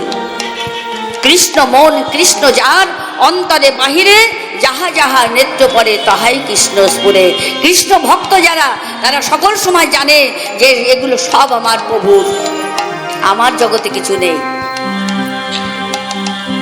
আছে, অস্বীকার করার জায়গা নেই বাবা। আর ভগবান বলছে যে আমাকে বিশ্বাস করবে, সে অভাবে থাক, দুঃখে থাক, কষ্টে থাক, অন্নপূর্ণার ঘরেও যদি অন্ন না থাকে, আমার লক্ষ্মীর ঘরেও যদি অন্নের অভাব থাকে, আমার কৃষ্ণ ভক্ত যারা, তাদের কখনো কোনোদিন আমি কষ্ট দিই না, তাদের আমি সব কিছু আহার জোগাড় করে দিই। অহম বহম আমি মাথায় বোঝা করে আমার ভক্তের ঘরে আমি পৌঁছে দিই। অনেক প্রমাণ রয়েছে। অনন্য চিন্তনস্তমাং যেজনা পজ্জু পাশতে তেষাং নিত্য বিযুক্তানাং যক্ষে মং অহম বহম। আমি ভক্তের বোঝা বহন করি, বহন করি, বহন করি। এরপরেও বলবে ভগবান আমাদের কিছু দেয়নি। অস্বীকার করার জায়গা নেই বাবা। তাই জগতে যা কিছু আছে সবই তোমার, কি দিয়ে পুজিব ঠাকুর, কি আছে আমার? আমার বলতে আছে কিছু? প্রকৃতিটাকে সুন্দর করে ভগবান সাজিয়ে দিয়েছে, ফুল দিয়েছে, ফল দিয়েছে, মাটি দিয়েছে, জল দিয়েছে, সব কিছু ভগবানের দেওয়া। আমার কিছু নেই। এরপরেও অস্বীকার করার জায়গা নেই বাবা। বলছে সে যে ভকত তরণে পাপ বিনাশনে নবযুগে অবতরী, সে যে ভকত তরণে পাপ বিনাশনে নবযুগে অবতরী, সে যে আনিল ধরায় ধর্ম প্লাবন, আনিল ধরায় ধর্ম প্লাবন, মধুর মিলন মহাজাগরণ, শক্তি সাধনে নতুন জীবন, শক্তি সাধনে নতুন জীবন দানিছেন জগত ভরি। ওই যে মোদের সাধনারি ধন পতিত পাবন হরি, ওই যে মোদের সাধনারি ধন পতিত পাবন হরি। এসো হে মানব শান্তি প্রিয়াসী, এসো হে মানব শান্তি প্রিয়াসী, এসো হে ভগত বৈরাগী উদাসী, এসো পাপী তাপী এসো গৃহবাসী, এসো পাপী তাপী এসো গৃহবাসী, তাহারি চরণে সরি। ওই যে মোদের সাধনারি ধন পতিত পাবন হরি, ওই যে মোদের সাধনারি ধন পতিত পাবন হরি।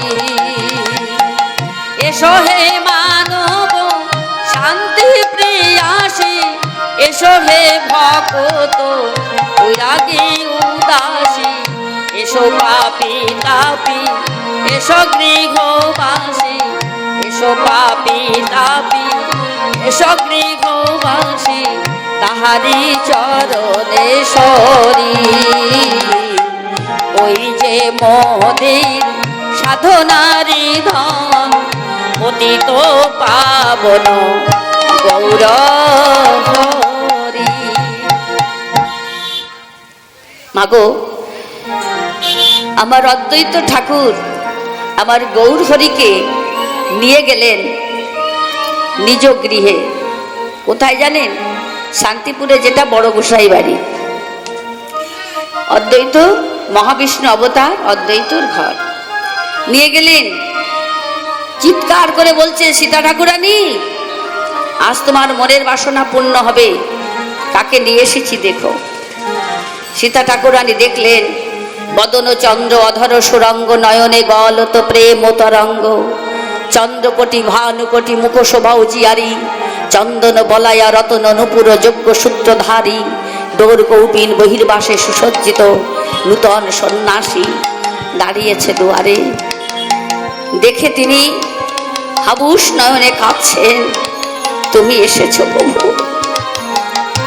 কত স্বপ্ন জানেন, যখন তিনি বৃন্দাবন লীলা করেছেন, কখনো তিনি যোগমায়া যোগেশ্বরী, কখনো তিনি মহামায়া, কখনো তিনি হৈমমতী হরজয়া, কখনো তিনি অষ্টভুজা, কখনো তিনি দশভুজা, কখনো তিনি বুড়িমা বড়াই বুড়ি, কখনো তিনি কাত্যায়নী, কত রূপে তিনি বৃন্দাবনে ছিলেন। তাই জানেন, একদিন আমার বড়াই বুড়ি মনের মধ্যে একটা সুপ্ত বাসনা হলো। মা যশোদা যেমন আমার গোপালকে স্তন্য দুগ্ধ পান করায়, ক্ষীরসর নবনী এনে আমার গোপালকে সেবা দেয়। তাই তখন সুপ্ত বাসনা হলো, আমি যদি ক্ষীরসর নবনী নিয়ে যদি ওই মধুবনে যাই, গিয়ে যদি উদর পরিপূর্ণ করে যদি আমি গোপালকে সেবা দিতে পারি, তাহলে যদি একটাই বাসনা, গোপাল শুধু আমাকে একটু মা বলে ডাকবে। এই সুপ্ত বাসনা নিয়ে বড়াই বুড়ি একদিন মধুবনে গেলেন। বড়াই বুড়ি মধুবনে গেলেন, গিয়ে দেখছেন বিনোদ খেলা খেলছেন, প্রতিদিনের ন্যায় বিনোদ খেলা খেলছেন। এবার চোর চোর খেলছেন সেদিন। তো সমস্ত ভক্তদের চরণটা বক্ষ মাজারে ভগবান ধারণ করছেন, দুটি নয়নে কাঁদছেন। তো এখানে অনেক ঘটনা আছে, আমি অত দূর যাব না। তো যাই হোক, কাঁদছেন। বড়াই বুড়ি ভেতরে গেলেন, গিয়ে বললেন, শ্রীরাম, তোমাদের যে ভাই কানাইয়া সে কোথায়, একটু ডেকে দেবে? তা বলছে, কানাই তুই কোথায়? বড়াই বুড়ি মনে মনে চিন্তা করেছিল খুব সহজ হবে ঘটনাটা, খুব সহজ হবে।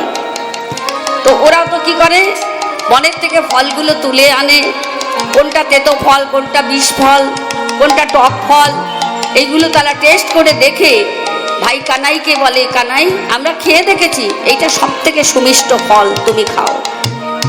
এই যে ভাবটা, আয় রে, দে রে, খা রে, নে রে, ভাই রে, কানাই রে, এই যে বন্ধু সখ্য প্রেমের ভালোবাসা, তুমি আমি নেই কোনো ছোট, নেই কোনো বড়, ভগবানকে এইভাবে তারা ভালোবেসেছে। তা বড়াই বুড়ি গিয়েছেন, গিয়ে বলছেন, গোপাল এসো, আমার কোলে এসো। গোপাল এমনি গিয়ে মা কোলে বসেছে, কোলে বসে বলছে, দেখো গোপাল, আমি স্বর্ণ থালে ক্ষীর সর নবনী সব এনেছি গোপাল, তো আমি তোমাকে 10 হাতে খাওয়াবো, 10 হাত মেলিয়ে খাওয়াবো। তোমার মা তো 2 হাতে খাওয়ায়, আমি 10 হাত মেলিয়ে খাওয়াবো। তো তার বিনিময়ে আমাকে তুমি শুধু একটু মা বলে ডাকবে, শুধু মা বলে ডাকবে আমায় গোপাল, একবার বলো না মা। কিন্তু গোপাল তখন বললে, যোগমায়া, মা যে আমার যশোদা, মা যে আমার যশোদা। যশোদা শব্দের অর্থ কি জানেন? যিনি ঈশ্বর পরম কৃষ্ণ সচ্চিদানন্দ বিগ্রহ অনাদিরাদি গোবিন্দ সর্ব কারণের কারণম, যিনি অখিল অনিল বিশ্ব ব্রহ্মাণ্ডের মালিক, অনন্ত কোটি বিশ্ব ব্রহ্মাণ্ডের জীব যার যশ কীর্তন করেন, সেই যশস্বী ভগবানকে যিনি যশ দান করেন, তিনি মা যশোদা। অত সস্তা নয় মা। শ্রীরাম বৃন্দাবনে এই গোকুলের যে কথাগুলো মা, অপূর্ব মার্মিক কথা। তো সুখদেব গোস্বামী মায়ের 7 জন্মের কথা বর্ণনা করেছে, কোন জন্মে কি কি করে ভগবানকে লাভ করেছে। নিত্য পিতামাতা মধ্যে এই মা যশোদার প্রবেশ করে লীলার সহায়কারিণী হয়ে লীলা করে গেলেন, লীলা করে গেলেন। তাই বললেন, মা যে আমার যশোদা। এই মধুর বৃন্দাবনে আমি আর কাউকে মা বলে জানি না, মা বলতে পারবো না, কারণ মায়ের মা আমার যশোদা। সকলের মা আছে ঠিক আছে, কিন্তু আমার মায়ের মতো মা কার বা আছে?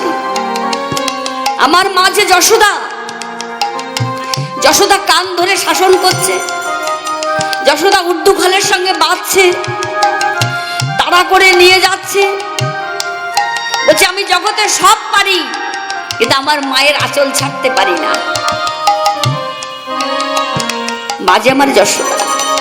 তাই বড়াই বুড়িকে বলছে, এ জন্মে আমি তোমাকে মা বলতে পারবো না। আগত কলিতে যখন আমি যাব,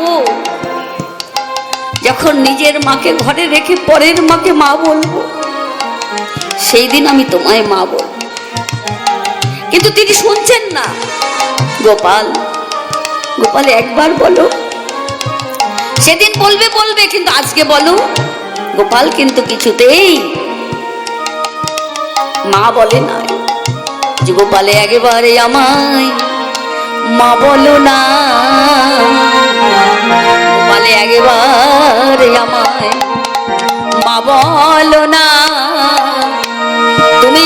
খাবে ননি খেতে দেব আমি। গোপালে একবারে আমায় মা বলো না, গোপালে একবারে আমায় মা বলো না। বড় আশা করে এসেছি গোপাল, তুমি একবারে আমায় মা বলো না। তুমি যত খাবে ননি খেতে দেব আমি। গোপালে একবারে আমায় মা বলো না। বললেন মা বলবো, তবে আজ না, কবে বলবো জানো? যেদিন মাথায় বাঁধব না মা বলি, যেদিন মাথায় বাঁধব না মা বলি, আমি কাঁধে দেব ভিক্ষার ঝুলি। যেদিন মাথায় বাঁধব না মা বলি, কাঁধে নেব আমি ভিক্ষার ঝুলি। জয় রাধে শ্রী রাধে বলে বেড়াইব আমি, সেদিন কেঁদে কেঁদে বেড়াইব আমি, কেঁদে কেঁদে বেড়াইব এই কলির জীবের দ্বারে দ্বারে। দেমাই দেমাই দেমাই বলে আমি হরি নামের ভিক্ষা মেঘে বেড়াবো। সেদিন পরের মাকে মা বলিব, সেদিন তোমায় আমি মা বলিব। তাই আজকে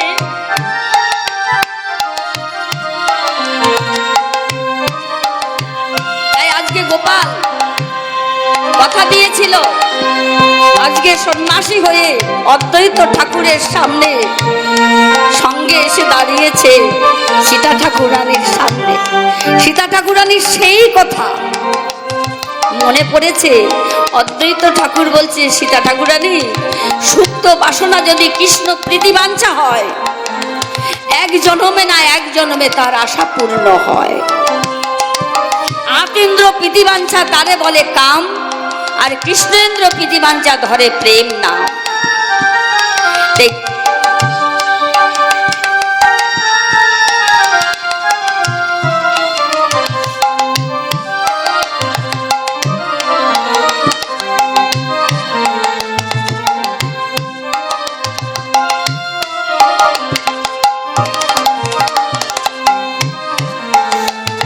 অদ্বৈত ঠাকুর বলছে, সীতা ঠাকুরানী 3.5 দিন সন্ন্যাসের পরে 3.5 দিন নিমাইয়ের কিছু সেবা হয়নি। শুধু কলির যুগে মানুষের জন্য ভগবান এতটা কষ্ট করছে। পাপে পাপাচ্ছন্ন কলির জীব প্রভু যখন রাজ দেশ থেকে ছুটে যাচ্ছেন কৃষ্ণ কেশব কৃষ্ণ কেশব কৃষ্ণ কেশব বলতে বলতে, কারুর মুখে এক বিন্দু হরিনাম শুনতে পায়নি। তা বলছে, ধন্য ধন্য কলিযুগ, প্রণময় কলিযুগ সর্বযুগ সার, হরিনাম সংকীর্তন যাহাতে প্রচার। কলিঘোর পাপে পাপাচ্ছন্ন অন্ধকারময়, পুণ্য শশধর ভেল চৈতন্য তাহা। দাঁড়ে দাঁড়ে গিয়ে কৃষ্ণ নাম বিলিয়েছেন আমার মহাপ্রভু। তাই এইভাবে অদ্বৈত ঠাকুর বলছে, 3.5 দিন প্রভুর সেবা হয়নি, তুমি খুব তাড়াতাড়ি রন্ধন বসিয়ে দাও। সাক্ষাৎ ভগবান এসেছেন, আমরা বিগ্রহ সেবা দিমা। আজকে সাক্ষাৎ ভগবান। অদ্বৈত ঠাকুর তো জানে যে আজকে কে এসেছে আমার ঘরে। খুব তাড়াতাড়ি মা অন্নপূর্ণা বিবিধ প্রকারের অন্ন ব্যঞ্জন রন্ধন করলেন। আর নিত্যানন্দের তো অদ্বৈত ঠাকুরের সঙ্গে ফুলটুসি একটু করে ও সবসময় গন্ডগোল বাঁধা থাকে, বুঝলেন? দুঃখের মধ্যেও নিত্যানন্দের আনন্দ। নিত্যানন্দ বলছে, শোনো ঠাকুর, তুমি তো নিয়ে আসলে আমাদের খাওয়ানোর জন্য, আমার পেট ভরে দুটো দেবে তো? শোনেন, স্বয়ং অন্নপূর্ণা রান্না করছে, মহাবিষ্ণু অবতার, এত বড় বিত্তশালী মানে ধনী, নাকি নিত্যানন্দের পেট ভরবে না? সত্যি তাই। নিত্যানন্দ যদি ইচ্ছা করে এইটুকু পেট ভরে যাবে, আর সে যদি ইচ্ছা না করে, নিত্যানন্দের পেট কোনোদিনও ভরবে না।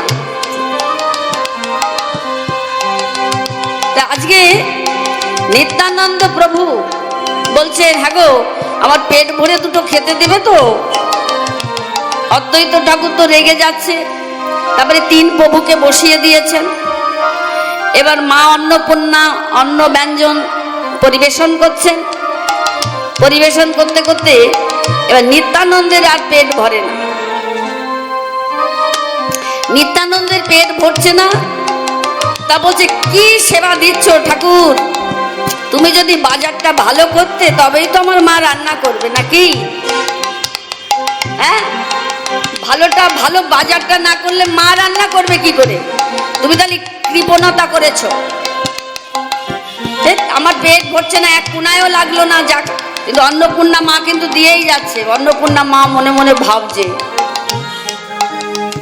নিত্যানন্দের আজকে জেদ চেপে গেছে, ঠাকুরকে অপমান করবে, তাই বুঝলেন?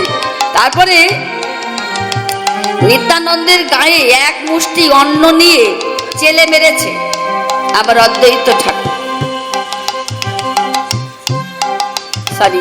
অদ্বৈত ঠাকুরের গায়ে চেলে মেরেছে নিত্যানন্দ এক মুষ্টি অন্ন নিয়ে। বলছে, তুমি আমার গায়ে, মানে খিদে পেয়েছে, পেট ভরছে না, তা কি করবে? তুমি যদি বাজারটা বেশি করে করতে তাহলে মা কি রান্না করতো না? প্রথমেই বলেছিলাম যে নেমন্তন্ন করে নিয়ে যাচ্ছ, পেট ভরে দুটো দিতে পারবে, আগের থেকে বলে দিতে পারতে, আমি বসতাম না।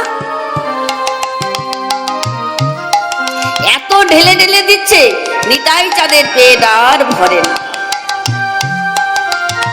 কিছুক্ষণ পরে নিত্যানন্দ এক মুষ্টি অন্ন নিয়ে অদ্বৈতর গায়ে চেলে মেরেছে। বলে, তুমি এঠো করলে আমার গায়ে? তখন বললেন, আমার মহাপ্রভুর পোশাক কখনো ঝুটা হয় না, ঝুটা হয় না মানে এঠো হয় না। তাই প্রসাদ মানে দয়া, প্রসাদ মানে কৃপা, প্রসাদ মানে অনুগ্রহ করা। এইভাবে গুরুতর ভোজন আমার সীতা ঠাকুরানী করালেন। সীতা ঠাকুরানীর মনের সুপ্ত বাসনা পূর্ণ হলো, তিনি মা হলেন। এবার অদ্বৈত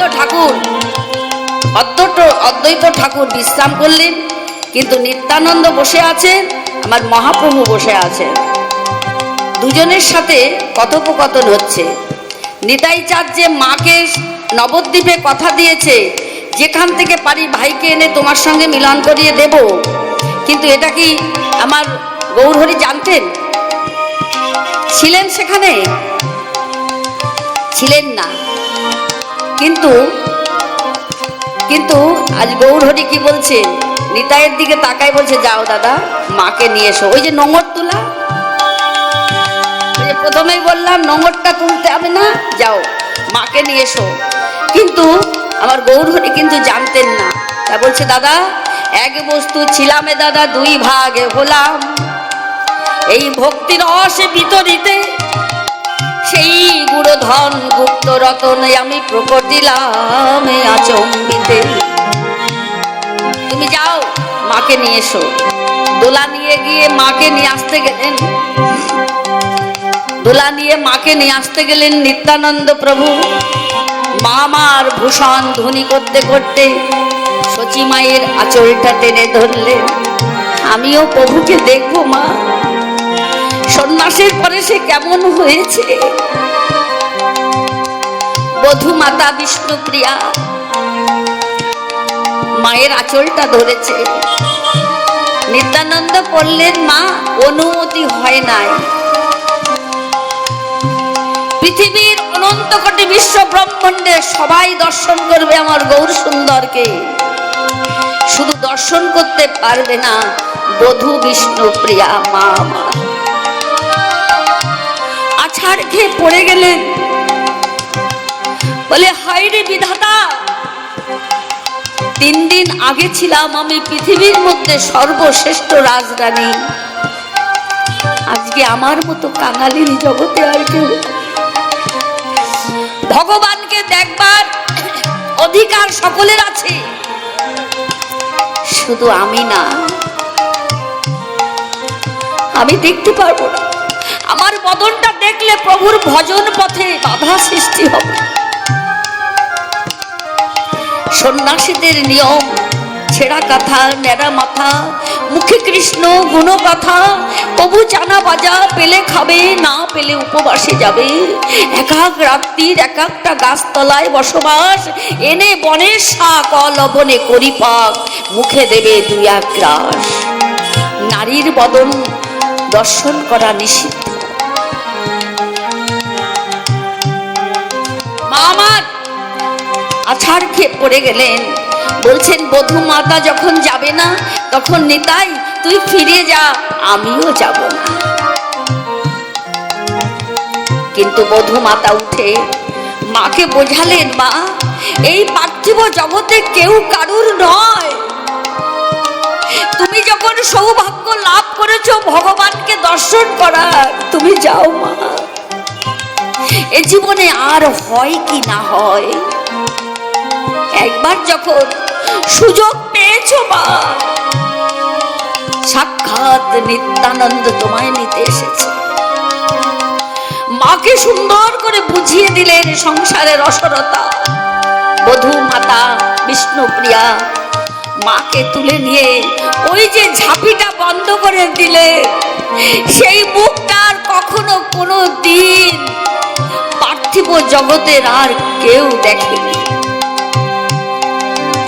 ঝাঁপিটা বন্ধ করে দিলেন, দুয়ারটা বন্ধ করে দিলেন। বলছেন ঈশান ছিল, ঈশান বৃদ্ধকাল পর্যন্ত ঈশান আমার মা বধূমাতার সেবা করে গেছে। বুঝলেন, মই দিয়ে জল বয়ে উপর দিয়ে দিত, বধূমাতা সেই মইয়ের জলে গঙ্গা স্নান করে মাটির পাত্র দিত, সেই মাটির পাত্রে করে 1 মুষ্টি চাউল নিত, সেইটা শোধন করে, যেমন আমরা মালা করে মালার সংখ্যা রাখি গুনি, সেই সংখ্যা রেখে শোধন করে সেই চাল কটা 3 দিন ধরে শোধন করতে করতে যে কটা হতো, মাটির পাত্রে অলবণ কোনো উপকরণ নয়, সেইটা তিনি সিদ্ধ করে 1 মুষ্টি তার থেকে নিয়ে নিতেন, আর ওই হাড়িটা ধরে বাইরে দিয়ে দিতেন। সেই প্রসাদটা সেবা করবার জন্যে শ্রীরাম নবদ্বীপের হাজার হাজার ভক্ত 3 দিন ধরে হত্যে দিয়ে পড়ে থাকতো মা বিষ্ণুপ্রিয়ার দুয়ারে।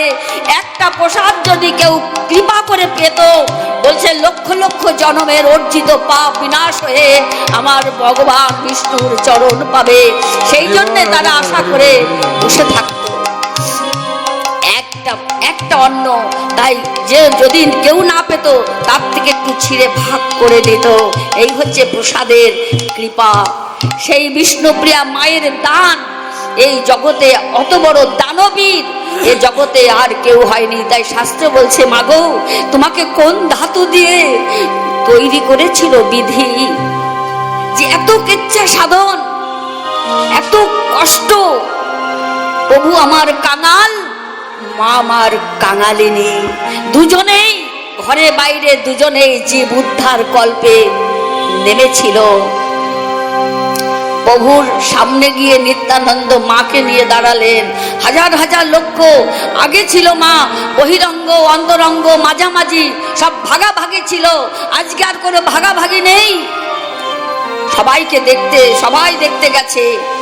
আজকে নবদ্বীপ, শান্তিপুর, কাটোয়া সমস্ত ভক্ত গেছে শান্তিপুরে, শান্তিধামে শান্তির বস্তু দর্শন করবার জন্যে।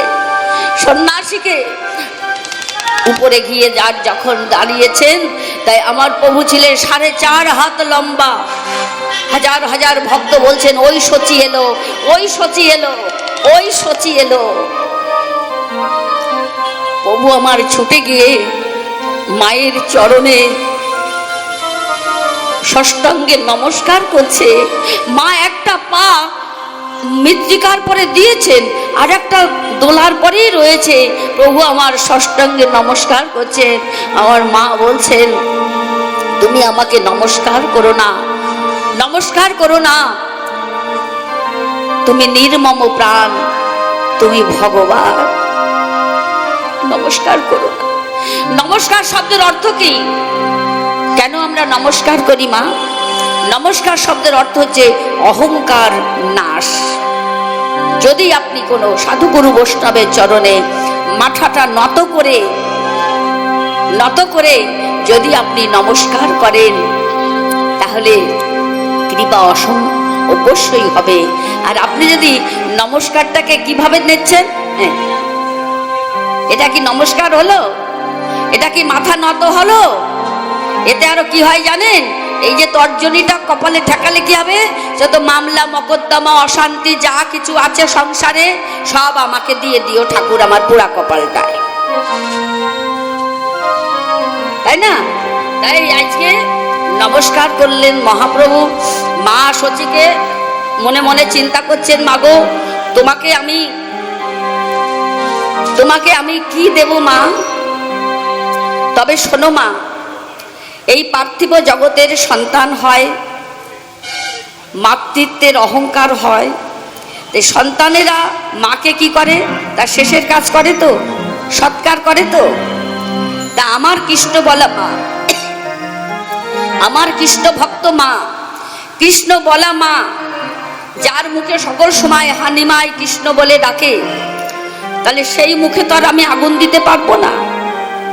তাই মা, তোমার বুকে আগুনটা জ্বালিয়ে দিই, এই বলে মা আমার 7ম বার প্রদক্ষিণ করে শেষের কাজটা আগে সারলে। আর তো দেখা হবে না। শেষের কাজটা আগে সারলেন। যেদিন তুমি থাকবে না মা, সেই দিন তো আমি তোমার সামনে এসে দাঁড়াতে পারবো না। তাই শেষের কাজটা আগে সেরে 7ম বার প্রদক্ষিণ করছেন। মা আমার হাবুস নয়নে কাঁদছেন। কাঁদতে কাঁদতে বলছেন, মা তুমি যদি বারবার এমন করে কাঁদো, আমার তো সন্ন্যাসী হওয়া হয়ে গেছে। তবে তুমি বলো মা, আমি এখন কি করব? আমি এখন কি করব মা? তুমি যদি বলো সন্ন্যাস ধর্মটাকে ত্যাগ করে ঘরকন্যা করতে, আমি নবদ্বীপে যাব, গিয়ে তোমার কথা মতন আমি ঘরকন্যা করব। আর যদি তুমি বলো মুকুন্দ ভজনের পথে যেতে, তাহলে আমি যাব। বলো মা কি বলবে? কিন্তু মায়ের অন্তরে রয়েছে পুত্র স্নেহ, পুত্রের প্রতি তার একটা প্রেম ভালোবাসা। কিন্তু মা সচি শাস্ত্রজ্ঞ কিছু কম ছিল না। মা সচি শাস্ত্রজ্ঞ কিছু কম ছিল না। মায়ের শ্বশুর মশাই হচ্ছেন উপেন্দ্র মিশ্র, তার ঠাকুর দাদা হচ্ছেন মধুকর মিশ্র, পূর্ব বাংলার সিংহট্ট জেলার সমস্ত বংশ পরাপর সমস্ত সবাই পণ্ডিত। উপেন্দ্র মিশ্র তার শ্বশুর মশাই মস্ত বড় পণ্ডিত, স্বামী পণ্ডিত জগন্নাথ মিশ্র উচ্চঙ্গের শিক্ষিত পণ্ডিত ছিলেন তিনি। তাকে শিক্ষিত করবার জন্য উপেন্দ্র মিশ্র পূর্ব বাংলার থেকে সিধাম নবদ্বীপে নিয়ে এসেছিলেন, যে নবদ্বীপ ছিল আমাদের ভারতবর্ষের সর্বশ্রেষ্ঠ বিদ্যা কেন্দ্র। সেখানে তিনি উচ্চঙ্গের শিক্ষিত হয়ে পুরান্দার উপাধি পেয়েছিলেন। তার সমস্ত গুণগ্রামে সন্তুষ্ট হয়ে লীলাম্বর চক্রবর্তী সেই পুত্রটার সঙ্গে বিবাহ দিয়েছিল মা সচির। তাহলে শ্বশুর পণ্ডিত, স্বামী পণ্ডিত, পিতা পণ্ডিত, সন্তান পণ্ডিত, তাহলে সবাই যদি পণ্ডিত হয়, মা কি অশিক্ষিত?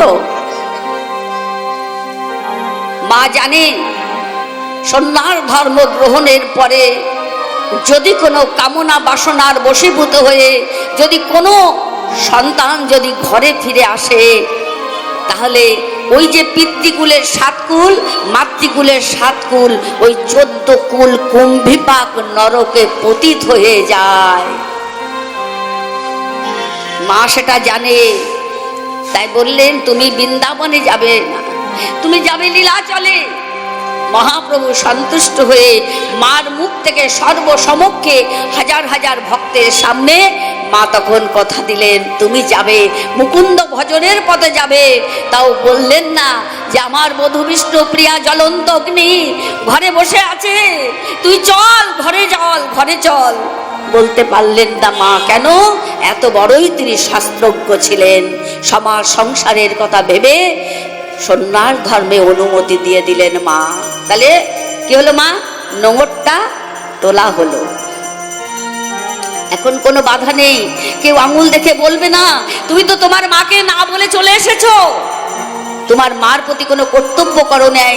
লীলাচলে গেলেন প্রভু, অনন্ত অনন্ত লীলা করেছেন সেখানে, লীলাচলে গেলেন, কিন্তু মায়ের কথা স্ত্রীর কথা কিন্তু ভুলে নাই। কর্তব্য কর্ম তিনি করে গেছেন। প্রতি বছরে লীলাচল থেকে তিনি শাড়ি পাঠাতেন এবং দামোদর প্রভু ছিলেন এবং ঈশানকে বলতেন মা আবার বধূ বিষ্ণুপ্রিয়াকে তুমি দেখভাল করবে। একটা দায়িত্ব দিয়ে আমার প্রভু সন্ন্যাস ধর্ম গ্রহণ করে লীলাচলে ছিলেন। তাই মা ভক্ত আর ভগবানের মিলন হইল, চাঁদ বদনে সবাই মিলে হরি হরি বলো। ভক্ত আর ভগবানের মিলন হইল, চাঁদ বদনে সবাই মিলে হরি হরি বলো। নটবর নাগর নন্দা ভজরে মন গোবিন্দা, ভজরে মন গোবিন্দা। নটবর নাগর নন্দা ভজরে মন গোবিন্দা, ভজরে মন গোবিন্দা। তুকি নটবর তুকি নাগর, তুকি নটবর তুকি নাগর, তুকি বাল মুকুন্দা। ভজরে মন গোবিন্দা, ভজরে মন গোবিন্দা, ভজরে মন গোবিন্দা।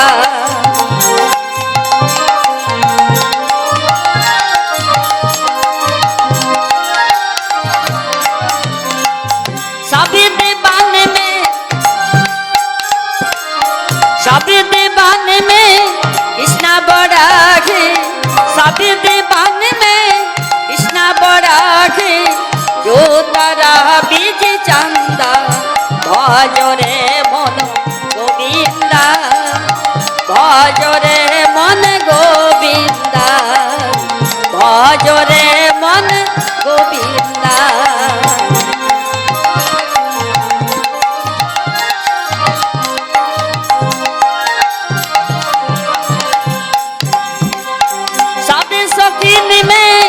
राधे बड़ा है, सब सखीन में राधे बड़ा है। जो नदिया बीज गंगा भजरे मन गोविंदा, भजरे मन गोविंदा, भजरे मन गोविंदा, भजरे मन गोविंदा। सबाई हाथे ताली दिए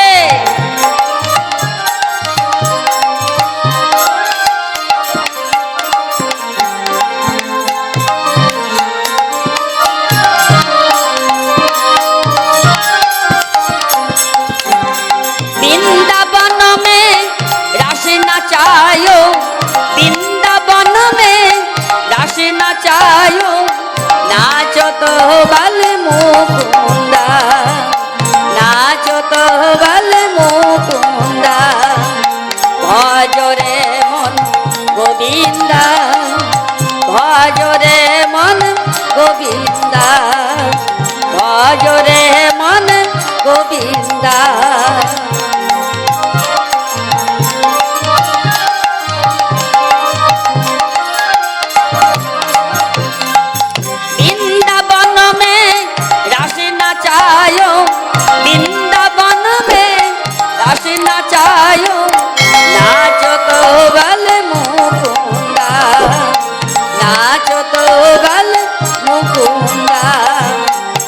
ভজরে মন গোবিন্দা, ভজরে মন গোবিন্দা, ভজরে মন গোবিন্দা।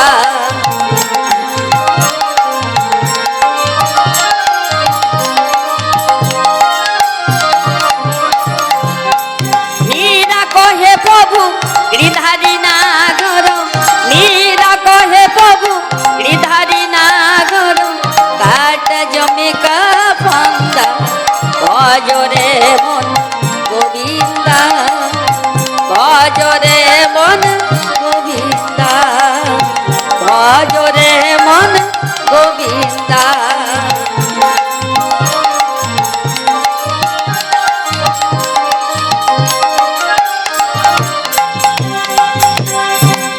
শ্রীকৃষ্ণ গোবিন্দ হরি মুরারি, শ্রীকৃষ্ণ গোবিন্দ হরি মুরারি, নাথ নারায়ণ বাসুদেবা, নাথ নারায়ণ বাসুদেবা, নাথ নারায়ণ বাসুদেবা, নাথ নারায়ণ বাসুদেবা।